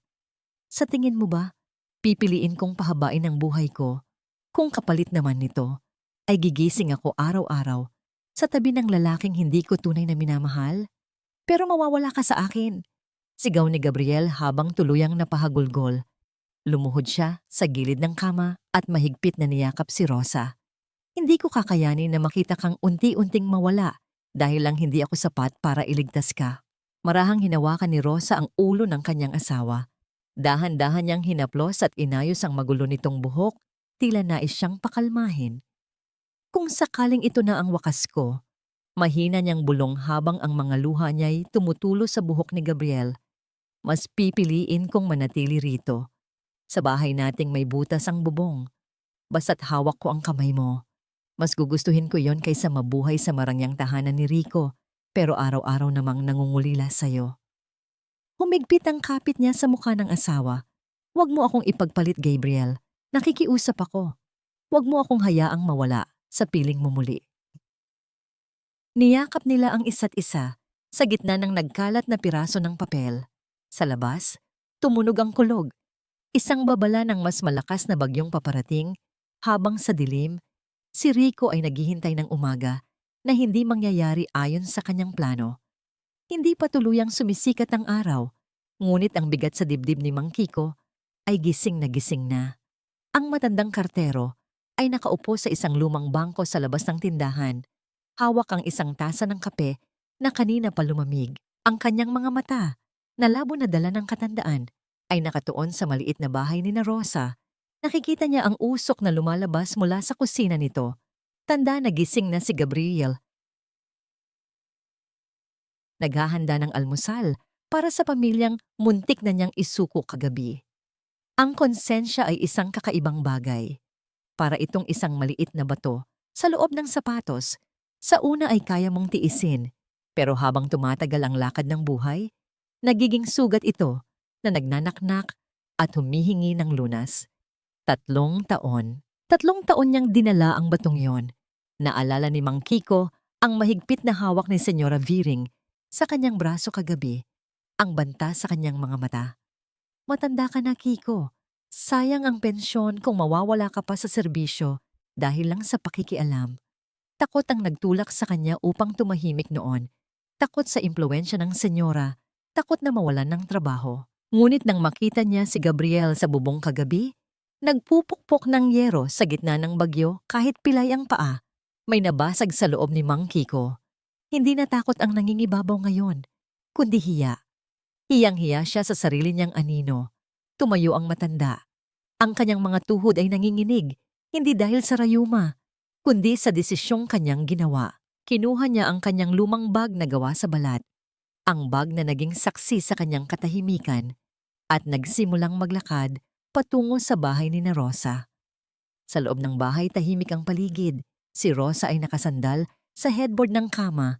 Ang kanyang paghinga ay mas maluwag na kumpara kagabi, bagamat bakas pa rin ang matinding panghihina sa kanyang mukha. Nakaupo si Gabriel sa sahig, tinutupi ang mga piraso ng pinunit na waiver. Ayaw niyang itapon ang mga ito, gusto niyang itago bilang paalala na muntik na siyang magkamali. Isang mahinang katok ang bumasag sa katahimikan. Binuksan ni Miguel ang pinto. Bumungad si Mang Kiko na nakayuko at nilalaro ang laylayan ng kanyang sombrero. Mang Kiko, tawag ni Gabriel, tumayo at lumapit habang iika-ika. May kailangan po ba kayo? Wala pa po kaming pambayad sa kuryente kung yan ang dala nyo. Umiling ang matanda. Ang kanyang mga mata ay nagtubig. Dahan-dahan, pumasok siya sa loob at lumuhod sa harap ni Gabriel at Rosa. Patawarin niyo ako. Ang tinig ng matanda ay garalgal, puno ng pagsisisi. Patawarin niyo ang isang matandang duwag. Nagkatinginan sina Gabriel at Rosa. Si Miguel ay napaatras, nagtataka sa inaasal ng iginagalang na kartero. Anong ibig niyong sabihin? Tanong ni Rosa. Binuksan ni Mang Kiko ang kanyang bag. Mula sa isang secret pocket sa ilalim, Inilabas niya ang isang bungkos ng mga liham. Ang mga ito ay nakatali ng goma. Ang mga papel ay naninilaw na sa luma. At ang iba ay may mantsa ng tubig ulan at pawis. Inilapag niya ang mga ito sa papag, sa tabi ng kamay ni Rosa. Hindi ka kinalimutan ng asawa mo, Rosa. Umiiyak na pahayag ni Mang Kiko. Sa loob ng unang 2 taon, buwan-buwan siyang nagpapadala. Sulat, pera, minsan maliit, minsan malaki. Nakita ko ang pangalan niya sa bawat sobre. Nakita ko ang address ng construction site sa Manila, ng pabrika, ng daungan. Nanaki ang mga mata ni Gabriel. Ang kanyang puso ay nagsimulang kumabog ng mabilis na parang tambol. Lumapit siya at kinuha ang isa sa mga sulat. Sulat kamay niya ito. Ito yung sulat na ginawa niya noong Pasko. 2 taon na ang nakararaan noong kung kumain siya ng sardinas mag-isa para lang maipadala ang buong sweldo niya. Pero bakit kahit? Tanong ni Gabriel. Ang boses ay nanginginig sa galit at kalituhan. Bakit nasiyo ang mga ito? Bakit hindi nakarating sa kanila? Dahil kinuha ni Senyora Viring, pag-amin ni Mang Kiko, bawat salita ay parang tinik na binubunot sa kanyang lalamunan. Siya ang may-ari ng lupa niyo. Siya ang may hawak ng utang niyo. Ang sabi niya sa akin, siya na ang bahalang mag-abot sa inyo para ibawas sa interes. Sabi niya, legal daw iyon. Takot ako sa kanya, Gabriel. Takot akong tanggalin niya ako sa pwesto. Napahawak si Rosa sa kanyang bibig. Ang mga luhang kanina pa pinipigil ay bumuhos. Kinuha niya ang mga sulat. Binuksan niya ang isa. Walang pera sa loob, pero nandoon ang mga salita ni Gabriel. Mahal kong Rosa, pasensya na kung ito lang ang maipapadala ko ngayong buwan. Nadaganan ang paa ko ng hollow block kahapon, pero huwag kang mag-alala, gagaling din ito. Mahal na mahal ko kayo ni Miguel. Konting tiis na lang. Binasa ito ni Rosa ng malakas. Ang kanyang boses ay pumipiyok sa bawat pangungusap. Napatingin si Miguel sa kanyang ama. Sa loob ng 3 taon, ang alam ni Miguel ay nagpapasarap. Ang tatay niya sa Maynila habang sila ay nagugutom. Pero ang katotohanan ay narito sa verge ng papel. Nadaganan, nasugatan, nagtiis. Ang perang pinaghirapan ng ama niya ay ninakaw ng babaeng araw-araw na nang aalipusta sa kanila. Ang pera, tanong ni Gabriel. Ang kanyang kamao ay mahigpit na nakakuyom hanggang sa pumuti ang kanyang mga knuckles. Nasaan ang pera? Wala na, sagot ni Mang Kiko. Kinuha lahat ni Viring. Ang sabi niya, kulang pa daw yon sa interes ng utang na namana. Nyo sa mga magulang nyo, ginawa niyang gatasan ang pawis mo, Gabriel. Isang katahimikan ang bumalot sa silid, ngunit ito ay katahimikan ng isang bulkang sa sabog. Ang galit ni Gabriel ay hindi na para sa sarili niya. Galit ito para sa mga gabing umiyak si Rosa dahil akala niya ay iniwan siya. Galit ito para sa mga panahong nagutom si Miguel dahil ninakaw ang padala niya. Hindi siya nagpabaya. Ninakawan siya. Dahan-dahang tumayo si Gabriel. Ang kanyang mukha ay madilim. Ang mga ugat sa leeg at noo ay lumulobo. Pupuntahan ko siya, mariing sabi ni Gabriel. Babawiin ko ang para sa inyo. Akmang aalis na siya nang maramdaman niya ang isang mainit na tela na pumatong sa kanyang balikat. Napatigil si Gabriel. Lumingon siya. Si Miguel, ang binatilyo, nakagabi lang ay halos batuhin siya ng putik, ay nakatayo sa likod niya. Ipinatong ni Miguel ang lumang jacket ni Gabriel. Ang jacket na naiwan nito bago umalis 3 taon na ang nakararaan sa balikat ng ama. Hindi nagsalita si Miguel. Hindi nito sinabing sorry o mahal kita. Pero ang kanyang mga mata na puno ng luha at pagsisisi ay nagsasabi ng lahat. Dahan-dahan, niyakap ni Miguel ang bewang ng kanyang ama. Isinubsob ang mukha sa likod nito at doon narinig ni Gabriel ang mahinang hikbi ng kanyang panganay. Tay? Ang tawag ni Miguel ay mahina, parang isang batang nagising mula sa masamang panaginip. Napapikit si Gabriel, ang mga luha ay tumutulo sa kanyang pisngi. Ang init ng katawan ng kanyang anak sa kanyang likuran ay tila apoy na tumutunaw sa yelo na bumalot sa kanyang puso sa loob ng 3 taon. Dahan-dahan, Kahit pa sumisigaw sa kirot ang kanyang pilay na paa, hinarap ni Gabriel si Miguel. Wala nang salita ang kailangan. Hinila niya ang binatilyo palapit sa kanya. Niyakap ito ng mahigpit. Isang yakap na punong-puno ng pangungulila, pagsisisi at wagas na pagmamahal. Naramdaman ni Gabriel ang pagyugyog ng balikat ni Miguel habang humahagulgol ito sa kanyang dibdib. Ang matigas na pader na itinayo ng bata upang protektahan ang sarili ay gumuho na. "Patawarin mo ako, anak," bulong ni Gabriel sa buhok ni Miguel. Ang kanyang boses ay basag at nanginginig. "Patawarin mo ako kung naniwala kang iniwan kita. Hinding-hindi ko gagawin yon. Kahit kailan, hindi kayo nawala sa isip ko." Sa papag, yakap ni Rosa ang mga lumang sulat sa kanyang dibdib. Ang amoy ng luma at inaamag na papel ay tila pabango sa kanya ngayon. Ito ang sagot sa kanyang mga dasal. Hindi siya kinalimutan, hindi siya ipinagpalit. Ang bawat linyang isinulat ni Gabriel ay patunay na sa kabila ng distansya at hirap, ang puso ng asawa niya ay nanatiling tapat. Tumingin siya sa mag-ama at sa kabila ng sakit ng kanyang katawan, isang ngiti ng mapait na tagumpay ang sumilay sa kanyang labi. Mahirap sila, oo. May sakit siya, oo. Pero buo na ulit sila. At iyon ang yaman na hindi kayang nakawin ni Senyora Viring o Billy ni Rico. Tumayo si Mang Kiko, pinunasan ang sariling luha gamit ang likod ng kanyang palad. "Mag-ingat kayo." Babala ng matanda. Ang kanyang boses ay puno ng pangamba. Ngayong alam niyo na ang totoo, hindi titigil si Viring. Takot siyang mabunyag ang ginawa niya. Marami siyang koneksyon sa munisipyo. Gagawin niya ang lahat para baliktarin ang sitwasyon bago pa kayo makapagsumbong. Tumingin si Gabriel kay Mang Kiko at sa pagkakataong ito wala nang bakas ng pagiging alipin sa kanyang mga mata. Bumalik na ang dating Gabriel, ang lalaking may dignidad. "Salamat sa pagsasabi ng totoo, Mang Kiko." Seryosong sabi ni Gabriel, "Huwag kayong mag-alala. Ako na ang bahala. Hindi ko hahayaang saktan pa niya ang pamilya ko." Akmang aayusin pa lamang ni Gabriel ang kumot ni Rosa upang maghanda sa pagpunta sa barangay hall nang biglang magkagulo sa labas ng kanilang bakuran. Ang tahimik na umaga ay binasag ng tunog ng mabibigat na yabag at maingay na pag-uusap. Hindi ito ang karaniwang ingay ng mga kapitbahay. Ito ay ingay ng awtoridad at dahas. "Nandyan siya! Sigurado ako! Huwag niyo siyang hayaang makatakas." Ang boses na yon ay hindi maaring magkamali. Si Senyora Viring. Bumukas ang pinto ng padabog. Pumasok ang dalawang barangay tanod na may bitbit na posas at sa likod nila ay ang hinihingal at namumulang si Senyora Viring. Nasa likuran din ng Senyora si Rico na nakatayo sa may hamba ng pinto. Ang muka ay hindi mabasa. Tila nagulat, ngunit hindi kumikilos para tumulong. Nagulat si Miguel at napayakap sa ina. Humarang agad si Gabriel sa harap ng kanyang mag-ina.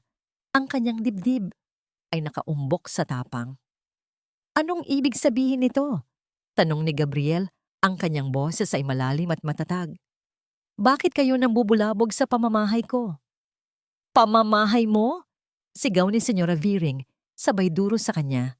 "Wala kang pamamahay dito, magnanakaw. Kapitan, hulihin niyo yan.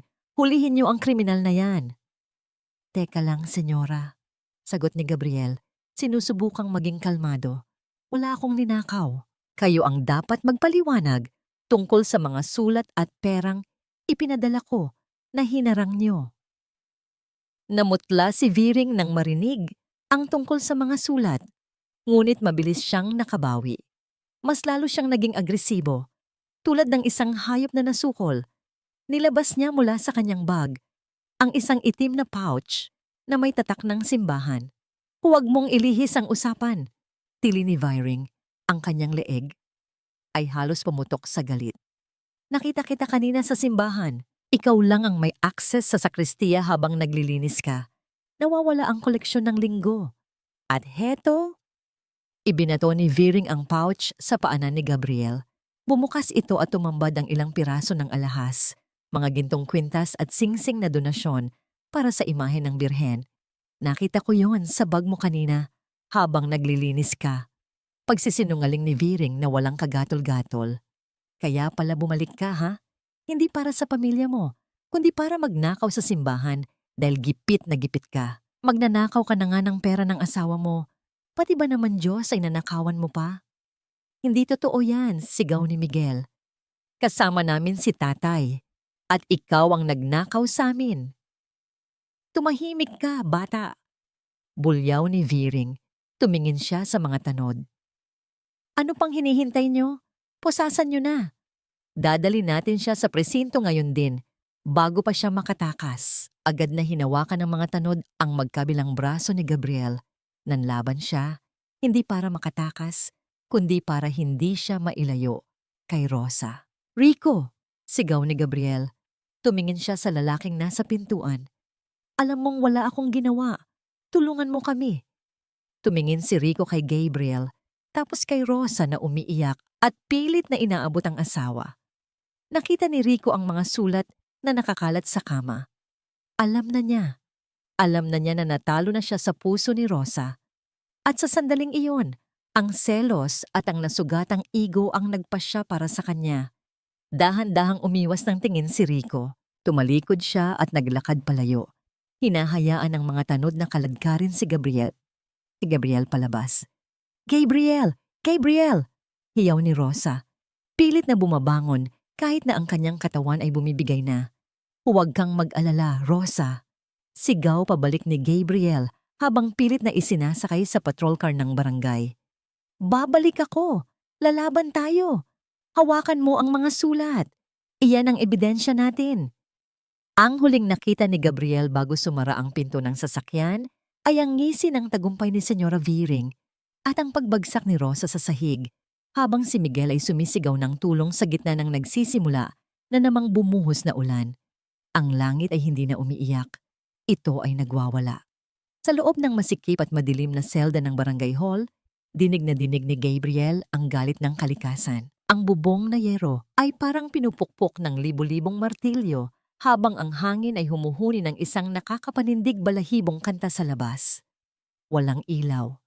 Ang kuryente ay kanina pa pinutol ng kooperatiba bilang pag-iingat.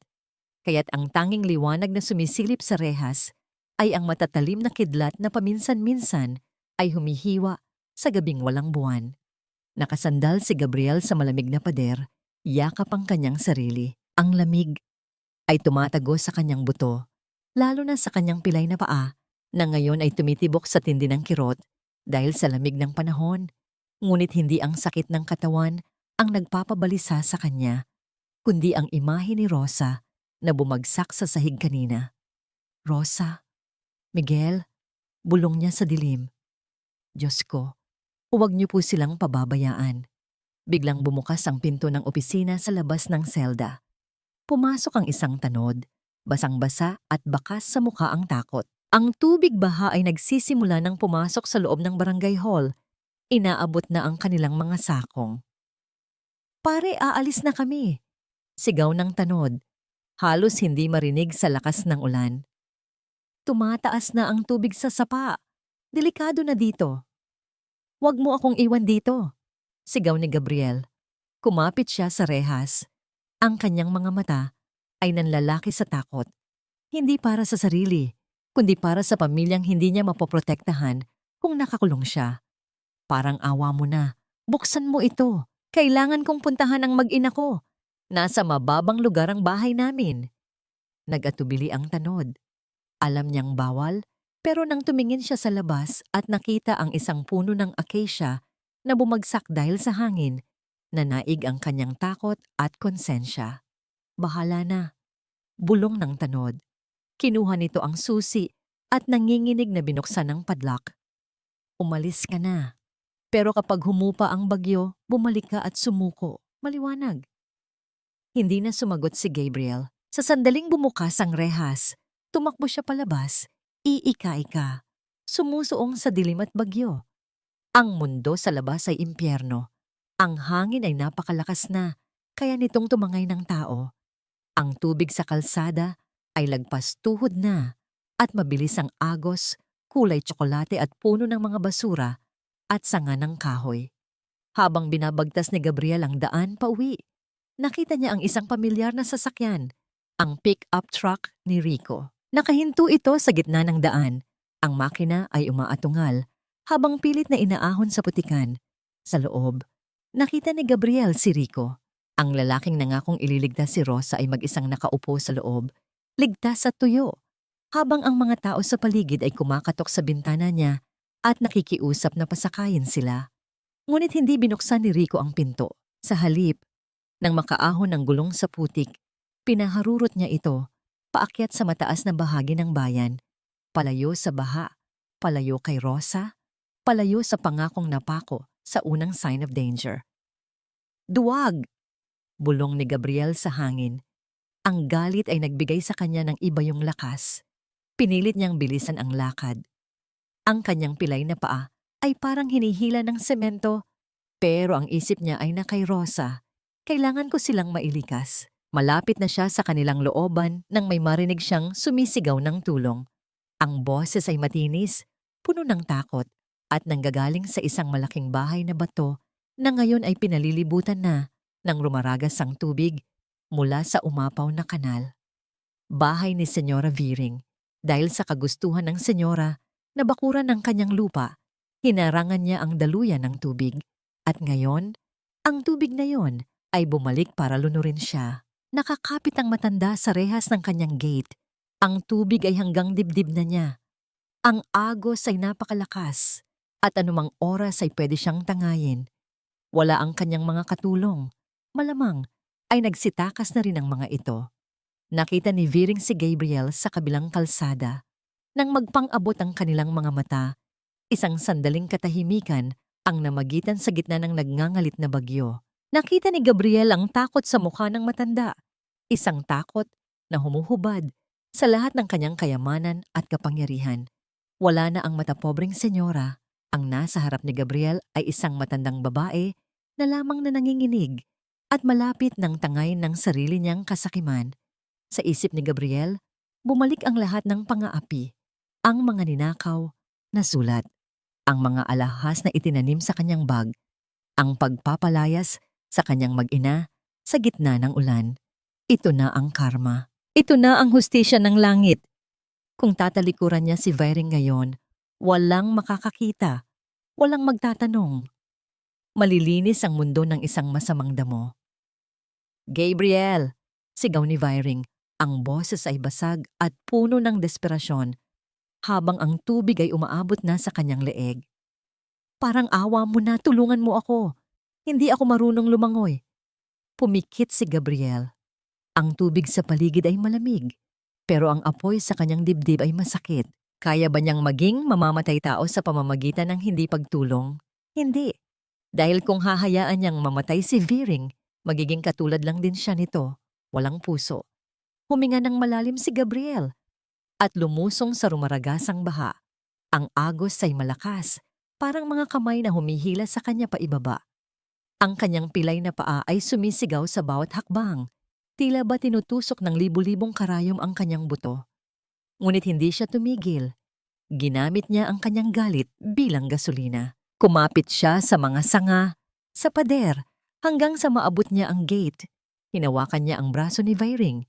Ang matanda ay kumapit sa kanya ng mahigpit. Halos ibaon ang mga kuko sa balat ni Gabriel sa sobrang takot. Kumapit ka sa likod ko, utos ni Gabriel. Ang boses ay matigas. Binuhat niya ang babaeng sumira sa buhay niya. Mabigat si Viring, hindi dahil sa timbang nito, kundi dahil sa bigat ng kasalanan na pasan-pasan nilang dalawa. Ang bawat hakbang pabalik sa mataas na lupa ay isang kalbaryo. Muntik nang madulas si Gabriel nang matapakan niya ang isang malaking bato sa ilalim ng tubig. Ngunit inihakbang niya ang kanyang pilay na paa at itinukod ito ng buong puwersa. Iniinda ang lalong pagkadurog ng kanyang buto, huwag lang silang matangay. Nang marating nila ang sementadong tindahan na mataas ang pundasyon, ibinaba ni Gabriel si Viring. Ang matanda ay nakasalampak sa sahig, umuubo at nanginginig. Tumingala ito kay Gabriel. Sa unang pagkakataon, walang pangungutya sa mga mata nito. Puro hiya. Hiyang-hiya ito na ang taong tinawag niyang magnanakaw ang siya ring sumagip sa buhay niya. Gabriel? Nauutal na tawag ni Viring. Hindi na lumingon si Gabriel. Doon ka na lang. Ligtas ka na dyan. Tumalikod siya at tumakbo muli sa dilim. Hindi siya naghintay ng pasasalamat. Ang kaligtasan ni Rosa at Miguel ang tanging nasa isip niya. Nang marating niya ang kanilang bahay, ang tubig ay pumapasok na sa loob. Ang papag ay nakalubog na ang mga paa. Tay! Sigaw ni Miguel nang makita ang ama sa pintuan. Agad na tumakbo ang bata at niyakap si Gabriel. Nasaan ang nanay mo? Nasa ibabaw po ng mesa, pero nanginginig po siya sa lamig. Dali-daling nilapitan ni Gabriel si Rosa. Binuhat niya ito na parang isang bata. Ang init ng katawan ni Rosa ay nakapapaso. Ang lagnat ay bumalik. Dahil sa lamig ng panahon, alis na tayo, sabi ni Gabriel. Pupunta tayo sa simbahan. Iyon ang pinakamataas na lugar. Ang paglalakbay patungo sa simbahan ay isang pakikipagpatintero kay kamatayan. Ang hangin ay bumabayo, nagpapalipad ng mga yero at sanga. Yakap-yakap ni Miguel ang bag ni Mang Kiko na naglalaman ng mga sulat, ang kayamanan ng kanilang pamilya, habang nakakapit sa laylayan ng damit ng ama. Si Gabriel naman ay ginawang panangga ang sariling katawan upang hindi mabasa si Rosa. Nang marating nila ang patio ng simbahan, marami na ring mga taga-baryo ang nagtipon doon, basang-basa, umiiyak, at naghahanap ng masisilungan. Ang loob ng simbahan ay puno na. Ibinaba ni Gabriel si Rosa sa isang tuyong sulok sa may sakristiya at kinumutan ito ng tuyong mantel ng altar. Dito lang kayo, bilin ni Gabriel kay Miguel. Bantayan mo ang nanay mo. Lumabas si Gabriel sa portiko. Tiningnan niya ang ibaba ng baryo. Madilim, pero sa kislap ng kidlat, nakita niya ang isang nakakatakot na tanawin. Ang tubig sa ilog ay hindi lang basta umaapaw, ito ay bumubuelo. Ang lupa sa bundok sa likod ng baryo ay gumuguho na, isang landslide, at ang putik at bato ay diretsong tatama sa hilera ng mga bahay kung saan marami pa ang natutulog at nag-aakalang bahalang ang kalaban. Kailangan nilang lumikas paakyat dito sa simbahan. Ngayon na. Tumingin si Gabriel sa kampanaryo. Madilim at tahimik ang tore. Ang kampana ng San Jose ay dekuryente na at dahil walang kuryente, ito ay piping saksi sa paparating na trahedya. Walang magbababala sa mga tao. Walang gigising sa kanila bago sila ilibing ng buhay ng putik. Maliban kung may aakyat sa tore at hihilahin ang lumang tali ng kampana ng manumano. Tumingala si Gabriel.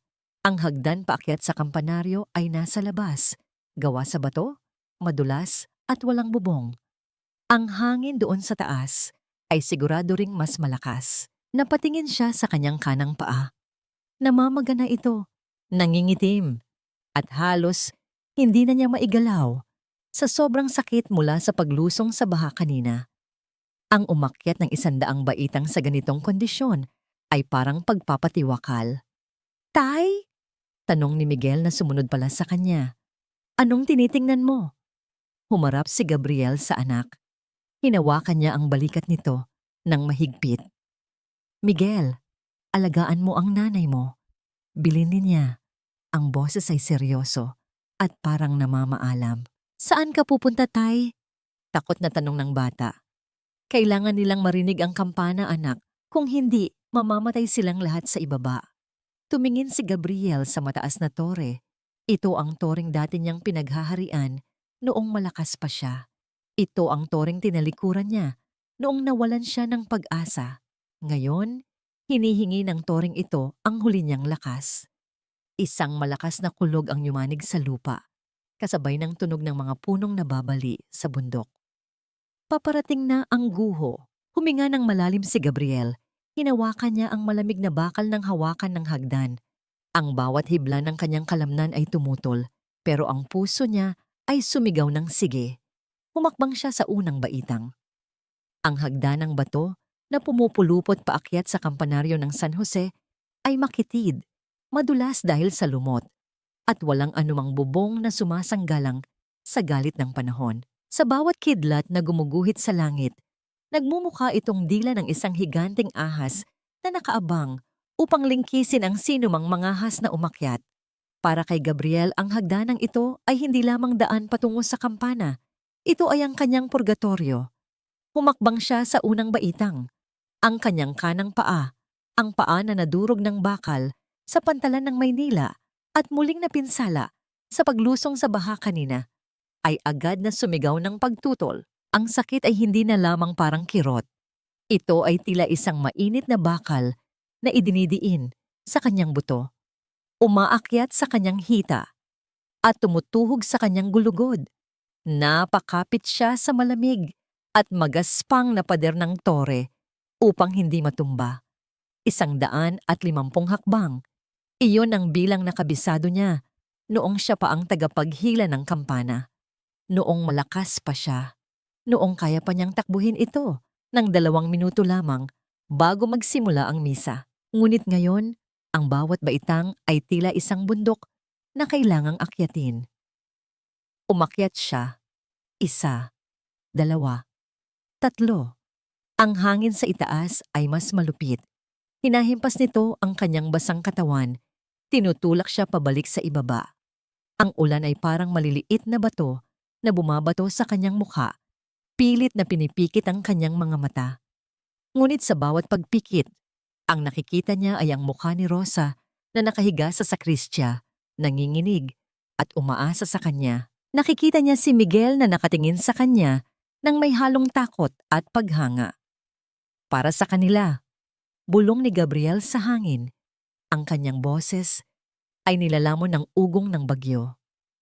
Hindi ako pwedeng huminto. Sa 20 baitang, nadulas ang kanyang pilay na paa sa lumot. Bumagsak ang kanyang tuhod sa matigas na bato. Ang tunog ng paglapat ng buto sa semento ay naramdaman niya sa kanyang buong katawan bago pa man niya marinig. Napasigaw si Gabriel, isang sigaw na puno ng paghihirap na humalo sa dagundong ng kulog. Ang sakit ay nagdulot ng mga itim na tuldok sa kanyang paningin. Gusto na niyang bumitaw. Gusto na niyang humiga na lang doon at hayaang lamunin siya ng dilim at lamig. Mas madali iyon. Mas madaling sumuko. Tutal, sanay naman siyang sumuko, hindi ba? Sumuko siya noong nasugatan siya. Sumuko siya noong umalis siya. Ngunit may ibang boses ang bumulong sa kanyang isipan. Hindi boses ng takot, kundi boses ng kanyang anak. Patay na ang tatay ko. Hindi siya pwedeng mamatay sa alaala ng kanyang anak bilang isang duwag. Gamit ang kanyang mga siko, hinila ni Gabriel ang kanyang katawan. Gumapang siya. Kung hindi kaya ng paa, gagamitin niya ang kamay. Kung hindi kaya ng kamay, gagamitin niya ang kanyang baba, ang kanyang nanggipin, ang kahit na anong natitira sa kanya upang marating ang tuktok. Ang magaspang na bato ay gumuhit ng mga sugat sa kanyang mga braso at dibdib. At ang dugong lumalabas dito ay agad na hinuhugasan ng ulan. Humahalo sa putik na kanyang dinadaanan. Ang bawat pag-angat ng kanyang katawan ay isang uri ng penitensya. Sa isip ni Gabriel, ang bawat baitang na kanyang nalalagpasan ay katumbas ng bawat araw na nawala siya sa piling ng kanyang pamilya. 1,075 araw. Iyon ang bigat na kanyang pasan. Ang sakit ng kanyang pilay na paa ay wala kumpara sa sakit ng pangungulila ni Rosa at sa galit ni Miguel. Ito ang kanyang kalbaryo at kailangan niya itong akyatin hanggang sa dulo upang matubos ang kanyang kaluluwa. Nang marating niya ang huling baitang, halos wala na siyang hininga. Ang hangin sa tuktok ng kampanaryo ay marahas at walang awa. Tila isang higanting kamay na pilit siyang tinutulak palabas sa kawalan. Sa gitna ng dilim at kidlat, nakita niya ang malaking kampana ng San Jose. Nakabitin ito ng tahimik, basa at malamig. Isang dambuhalang bakal na naghihintay ng gigising dito. Pinilit ni Gabriel na tumayo. Kinailangan niyang kumapit sa balangkas ng kampana. Ang kanyang mga kuko ay bumaon sa kalawangin na bakal. Ang kanyang kanang paa ay nanginginig at halos hindi na niya maramdaman. Ngunit itinukod niya ito. Kailangan niyang gamitin ang buong bigat ng kanyang katawan. Hinawakan niya ang lubid. Luma na ito at magaspang, gawa sa abaka na matagal nang hindi napapalitan. Ipinulupot niya ito sa kanyang mga kamay ng mahigpit, hindi iniinda kung masugatan man ang kanyang mga palad. Para sa inyo, sigaw ni Gabriel, ang kanyang boses ay naging bahagi ng bagyo. Gising! Buong puwersa siyang bumitaw at nagpadala sa bigat ng kampana. Ang bakal na dila sa loob ay tumama sa gilid ng kampana. Ang tunog ay hindi lamang narinig, ito ay naramdaman. Isang malalim at makapangyarihang alingaw-ngaw ang bumasag sa huni ng hangin. Ito ay tunog ng babala, tunog ng takot, ngunit higit sa lahat, ito ay tunog ng isang amang nagmamakaawa para sa buhay ng kanyang mag-ina. Sa ibaba, sa loob ng sakristya, nag-angat ng tingin si Miguel. Narinig niya ito. Ang tunog ay hindi pantay, hindi pulido, tulad ng tunog ng makina. Ito ay tunog na may puso, mabilis, desperado, at puno ng damdamin. Kilala niya ang ritmong iyon. Iyon ang ritmo ng paghila ng kanyang tatay nung bata pa siya. Si tatay, bulong ni Miguel, at sa unang pagkakataon, ang takot sa kanyang dibdib ay napalitan ng pag-asa. Muling humila si Gabriel sa itaas, at muli, at muli. Ang bawat paghila ay kumukitilin ng natitira niyang lakas. Ang sakit sa kanyang binti ay umabot na sa sukdulan. Tila ba hinihiwalay na ang buto sa laman, ngunit hindi siya huminto. Ang kampana ay patuloy na umaalingaw-ngaw. Tinatawag ang mga natutulog na kaluluwa sa ibaba, sa baryo. Nagsimulang magising ang mga tao. Ang tunog ng kampana sa gitna ng gabi ay iisa lang ang ibig sabihin, panganib. Nagsimulang magbukas ang mga ilaw ng mga may flashlight. Nagsimulang magsigawan ang mga tao. Nagsimula silang tumakbo palabas ng kanilang mga bahay patungo sa mataas na lupa, patungo sa simbahan, at kasabay ng pagtakbo ng huling pamilya, palabas ng kanilang tahanan, ang bundok sa likuran ng baryo ay bumigay. Isang malalim na dagundong ang yumanig sa lupa, mas malakas pa sa kulog. Ang lupa, bato, at mga puno ay gumuho pababa, tulad ng isang higanting alon ng putik. Nilamon nito ang mga bahay na nasa paanan ng bundok. Ang mga bahay na kung saan natutulog sana ang mga tao kung hindi dahil sa kampana.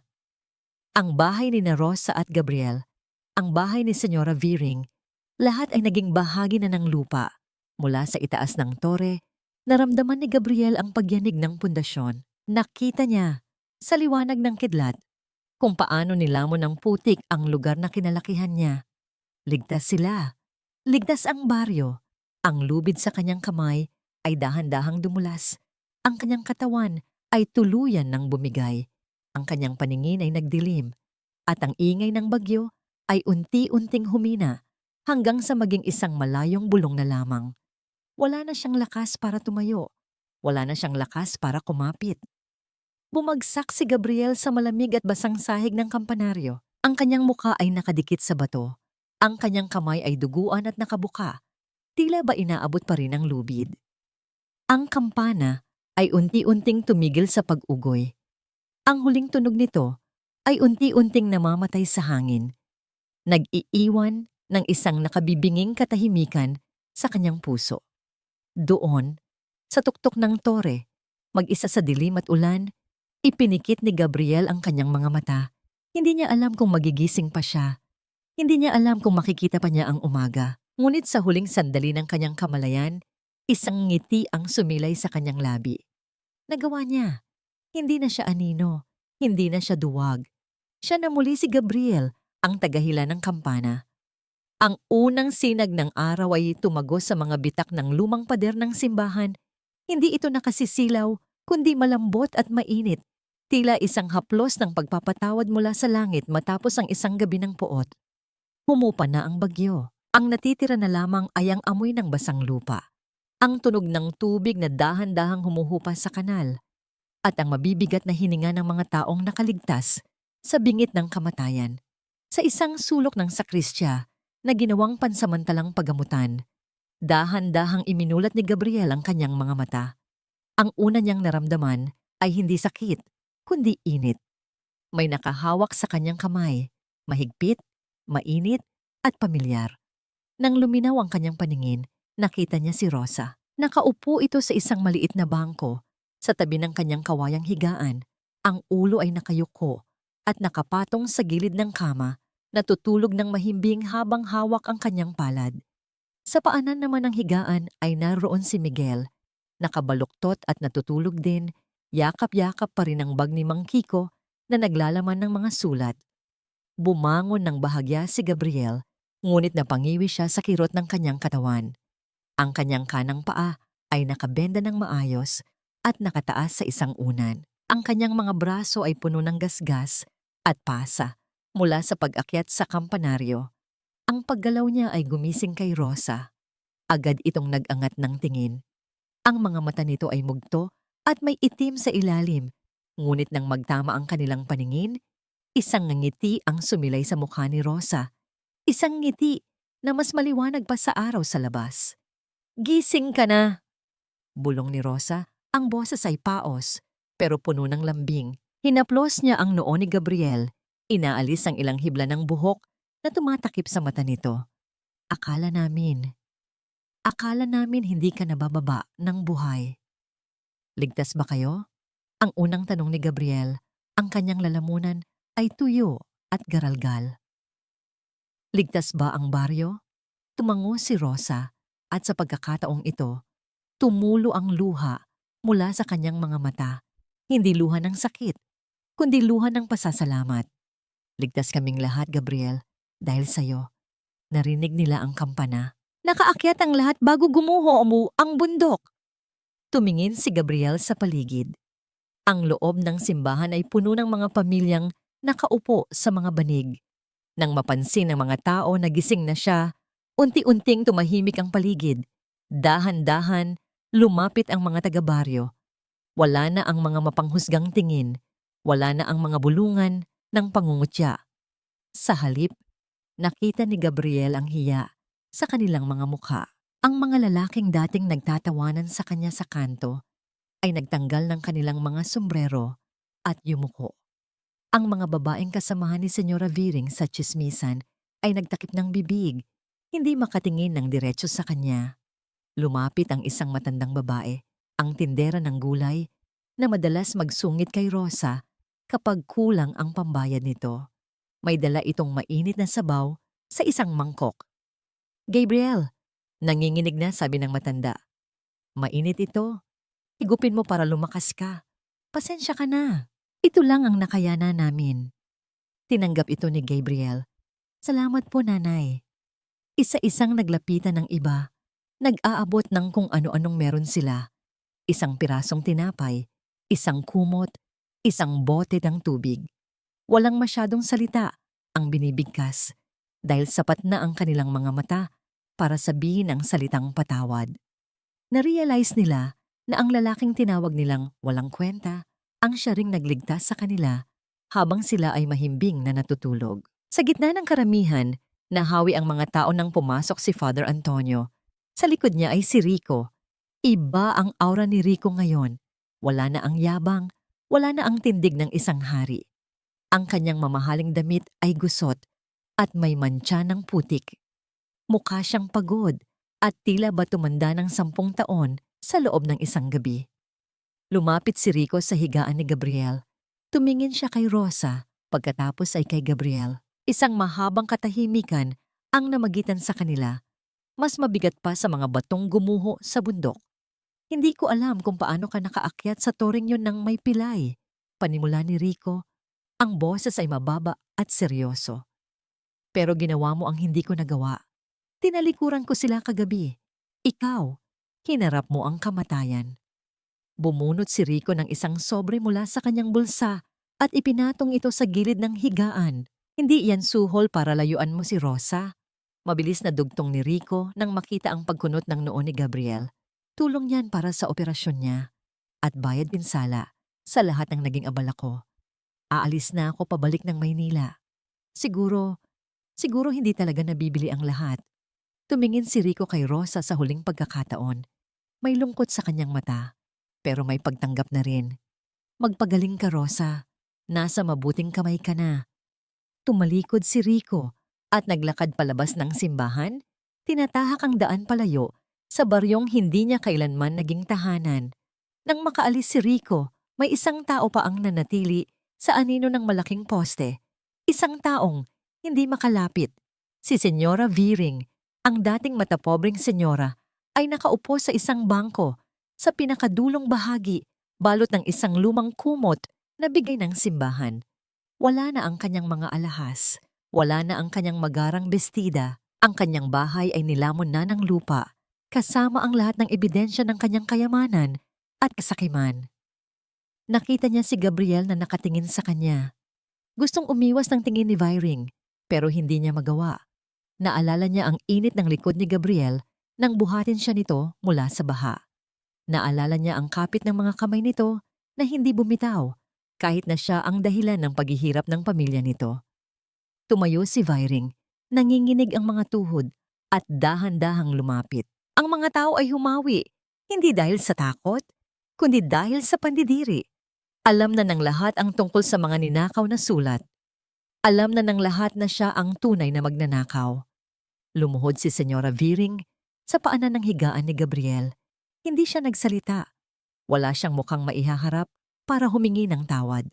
Sa halip, yumuko siya hanggang sa dumampi ang kanyang noo sa sahig at doon, narinig ng lahat ang kanyang hagulgol. Isang iyak ng pagsisisi mula sa isang taong nawalan ng lahat para ma-realize kung ano ang tunay na mahalaga. Hindi nagsalita si Gabriel. Hindi niya sinabing, pinapatawad na kita. Masyado pang malalim ang sugat para doon. Ngunit hindi rin siya nagalit. Tumingin lang siya sa matanda ng may habag. Umuwi na po kayo, senyora, mahinang sabi ni Gabriel. Magpahinga na kayo, tapos na ang bagyo. Iyon ang pinakamasakit na parusa kay Viring, ang kabutihan ng taong inapi niya. Nang maalis na ang lahat at humupa na ang emosyon ng umaga, naiwan ang pamilya Flores sa kanilang maliit na sulok. Ang araw ay mas tumaas na, nagbibigay ng mas maliwanag na ilaw sa loob. Inalalayan ni Rosa si Gabriel na umupo ng maayos. Kinuha niya ang mangkok ng sabaw at sinimulang subuan ng asawa. Wala na tayong bahay. Bulong ni Gabriel habang nangumunguya, ang realidad ay nagsisimula nang pumasok sa kanyang isip. Wala na akong maibibigay sa inyo. Balik ulit tayo sa wala. Pinatigil ni Rosa ang kutsara sa ere. Ibinaba niya ang mangkok at hinawakan ang mukha ng asawa gamit ang kanyang dalawang kamay. Tinitigan niya ito sa mata. Mga matang pagod pero buhay na buhay. Gabriel, seryosong sabi ni Rosa. Tingnan mo ako. Tingnan mo si Miguel. Buhay tayo. Magkakasama tayo. Kinuha ni Rosa ang kamay ni Gabriel at inilagay ito sa tapat ng kanyang puso. Noong umalis ka, may bahay kami, pero parang libingan sa lungkot. May pader kami, pero walang sandalan. Ngayon, wala man tayong bubong. Nandito ka naman. Ang bahay, Gabriel, na itatayo ulit. Ang pera, kinikita. Pero ang tatay na handang umakyat sa kampanaryo, kahit pilay, para iligtas ang pamilya niya, iisa lang yon. Dahan-dahang isinandal ni Rosa ang kanyang ulo sa dibdib ni Gabriel. Naramdaman ni Gabriel ang bawat paghinga ng asawa, ang bawat tibok ng puso nito. Ito ang yaman na hinahanap niya sa Maynila. Ito ang tagumpay na pilit niyang inaabot. Nasa harap lang pala niya ito sa lahat ng panahon. Sapat ka na, Gabriel, bulong ni Rosa. At sa mga salitang iyon, naramdaman ni Gabriel ang tunay na paghilom ng kanyang mga sugat. Sapat ka na. Niyakap ni Gabriel ang kanyang asawa at sa kabilang gilid, naramdaman niya ang pagyakap din ni Miguel. Sa gitna ng guho at putik, sa loob ng isang lumang simbahan, na buo muli ang kanilang tahanan. Hindi gawa sa bato o yero, kundi gawa sa patawad at pagmamahal na sinubok ng panahon at bagyo. Ang kampana sa itaas ay tahimik na ngayon, ngunit ang tunog nito ay mananatiling umaaling-awngaw sa puso ng bawat tao sa baryo bilang paalala ng isang sakripisyo. Lumipas na ang isang taon, ngunit ang hamog ng Benguet ay nananatiling saksi sa bawat kwentong ibinubulong ng hangin sa mga puno ng pino. Sa paglipas ng panahon, ang mga sugat ng lupa na dulot ng guho ay natakpan na ng bagong sibol na damo at mga ligaw na bulaklak. Ang kalikasan ay may sariling paraan ng paghilom.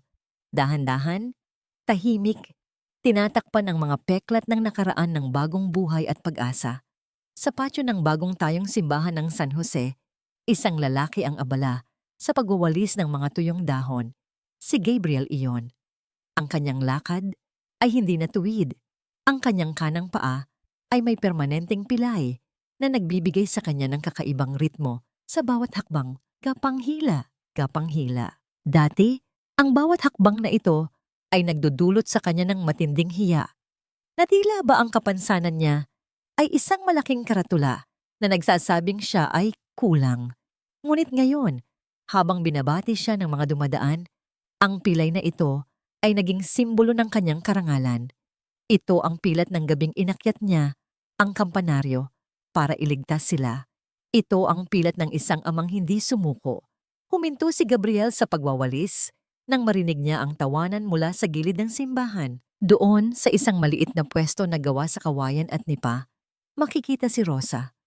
Ang kanyang pisngi ay namumula sa init ng pugon at ang kanyang mga kamay ay puno ng harina. Hindi na siya ang babaeng maputla at humahabol sa hininga. Ang operasyon sa Maynila na binayaran ni Rico bago ito tuluyang umalis ay naging matagumpay. Pumalik na ang sigla sa kanyang katawan at kasabay nito ay ang pagbabalik ng kanyang mga ngiti na matagal nang ipinagkait ng tadhana. Ang Rosa's Bakery ay dinudumog ng mga tao, hindi dahil ito ang pinakamasarap, kundi dahil sa kwento ng pagmamahal na nakahalo sa bawat pandesal na kanyang masahihin. Naglakad si Gabriel palapit sa kanyang asawa. Kumuha siya ng isang malinis na bimpo mula sa kanyang bulsa at dahan-dahang pinunasan ang pawis sa noo ni Rosa. "Pagod ka na ba?" tanong ni Gabriel. Ang kanyang boses ay malambing, puno ng pag-aaruga na hindi na kailangan pang idaan sa malalaking regalo. Tumingala si Rosa at sinalubong ang mga mata ng asawa. "Hindi ako napapagod, Gab. Basta para sa inyo. Tsaka masarap ang benta ngayon. Makakadagdag tayo sa ipon para sa college ni Miguel." Hinawakan ni Rosa ang kamay ni Gabriel na nakadampi sa kanyang pisngi. Ang mga palad ni Gabriel ay magaspang pa rin. Puno ng kalyo mula sa paglilinis at pagkukumpuni sa simbahan. Ngunit para kay Rosa, ito ang pinakamalambot na haplos sa buong mundo. Wala na ang takot na baka bukas ay magising siyang wala na ang asawa niya. Ang pananatili ni Gabriel ay isang pang-araw-araw na panata na tinutupad nito sa pamamagitan ng simpleng presensya. Sa di kalayuan, may isang matandang babae ang nakaupo sa isang bench, naghihintay ng limos o libreng tinapay. Si Senyora Viring. Ang kanyang buhok ay puting-puti na at hindi na nakapusod ng mahigpit tulad ng dati. Wala na ang kanyang mga alahas at magagarang damit. Matapos ang bagyo at ang pagkabunyag ng kanyang mga kasalanan, nawala ang kanyang impluensya at yaman. Ang lupa niya ay naging no-build zone dahil sa landslide at ang mga inutang ng mga tao sa kanya ay hindi na niya masingil dahil sa kawalan ng mga papeles na tinangay ng baha. Ngunit sa kabila ng lahat, hindi siya pinalayas ni Gabriel sa bakuran ng simbahan. Kumuha si Rosa ng isang supot ng mainit na tinapay at inabot ito kay Gabriel. Tumango ang asawa. Lumapit si Gabriel kay Senyora Viring at iniabot ang supot. "Mainit pa ito, Senyora. Kainin niyo habang malambot," sabi ni Gabriel. Nag-angat ng tingin ng matanda. Ang kanyang mga mata, na dati ay puno ng apoy at pangungutya, ngayon ay puno na ng lungkot at pagsisisi. Nanginginig ang kanyang kamay na tinanggap ang supot. "Salamat, Gabriel." Utal na sagot nito. "Patawad." "Tapos na yon, Senyora," sagot ni Gabriel. At totoo ang sinabi niya. Wala na ang bigat sa kanyang dibdib. Ang pagpapatawad ay hindi para sa taong nagkasala, kundi para sa taong nasaktan, upang makalaya na siya sa kadena ng nakaraan. Ang mahalaga ay buhay tayong lahat. Tumalikod si Gabriel at bumalik sa tabi ni Rosa. Sabay silang tumingin sa itaas, sa kampanaryo ng simbahan, habang ang araw ay nagsisimula ng lumubog, kinukulayan ng kahel at lila ang kalangitan. Oras na ng orasyon. Dati, si Gabriel ang umaakyat doon, ngunit ngayon, iba na ang nakatayo sa tuktok. Si Miguel, ang binatilyo, ay tumangkad at lumaki ang katawan sa nakalipas na taon. Ang galit sa kanyang puso ay napalitan na ng responsibilidad. Tuwing hapon, Pagkatapos ng eskwela, siya na ang nagpapatunog ng kampana. Ito ang kanyang paraan ng pagbibigay pugay sa sakripisyo ng kanyang ama. Hinawakan ni Miguel ang lubid. Huminga siya ng malalim. Dinama ang hangin ng benggit sa kanyang muka. Tumingin siya sa ibaba at nakita ang kanyang mga magulang na magkaakbay na nakakatingala sa kanya. Kumaway si Gabriel at sumagot si Miguel ng isang tango. At pagkatapos, hinila niya ang lubid. Ang tunog ng kampana ay pumailan lang sa buong baryo. Isang malalim at buong tunog na umaalingaw-ngaw sa kabundukan. Ang bawat dagundong ng bakal ay tila nagsasalaysay ng kwento ng pamilya Flores. Hindi ito tunog ng perpektong musika. May bahagyang garalgal ito dahil luma na ang kampana at may bahagyang hindi pantay na ritmo dahil tao ang humihila at hindi makina. Ngunit ito ang pinakamagandang tunog para kay Gabriel dahil ang tunog na yon ay nagsasabing, nandito pa kami, hindi kami sumuko, buo kami. Niyakap ni Gabriel si Rosa sa kanyang tagiliran habang pinapakinggan nila ang Angelus. Ang dapit hapon ay dahan-dahang bumabalot sa paligid, ngunit sa puso ni Gabriel, ito pa lamang ang pagsisimula ng kanyang umaga. Naalala niya ang sinabi sa kanya noon ni Rico na ang pera ang bumubuhay sa tao. Mali ito. Pera ang bumubuhay sa katawan, pero pagmamahal ang bumubuhay sa kaluluwa. At ang tunay na lakas ng isang lalaki ay hindi nasusukat sa bigat ng kaya niyang buhatin o sa dami ng laman ng kanyang bulsa. Ang tunay na lakas ay nasa kakayahang manatili. Manatili kapag mahirap, manatili kapag masakit, at manatili hanggang sa humupa ang bagyo. Uwi na tayo, mahal? Tanong ni Gabriel kay Rosa nang tumigil na ang kampana. Oo, uwi na tayo, sagot ni Rosa at isinandal ang ulo sa balikat ng asawa. Nagluto si Miguel ng sinigang. Hinihintay na tayo ng hapunan. Naglakad sila pa uwi. Ang mag-asawa, habang bumababa si Miguel mula sa tore para sumunod sa kanila. Ang kanilang mga anino ay humahaba sa daan, magkakadikit, iisang porma sa ilalim ng liwanag ng buwan. Wala silang dalang ginto, wala silang titulong ipagmamalaki. Pero sa kanilang paglalakad, pauwi sa isang simpleng bahay na may matibay na bubong at mainit na sabaw, sila na ang pinakamayamang tao sa buong Benguet. Ang tunog ng kampana ay wala na. Ngunit ang eko nito, ang eko ng pag-ibig, pagsasakripisyo at pagpapatawad ay mananatiling buhay sa puso ng bawat isa sa kanila, ngayon at magpakailanman.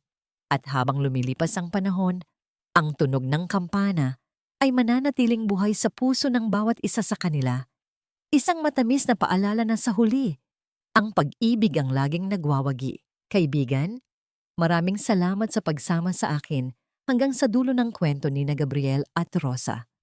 Ang inyong pakikinig at paglalaan ng oras ay isang regalong taos-puso kong pinahahalagahan. Habang isinusulat ko ang bawat kabanata ng nobelang ito, lalo na ang eksena kung saan pilit na inaakyat ni Gabriel ang kampanaryo sa gitna ng bagyo, hindi ko mapigilang mapaluha.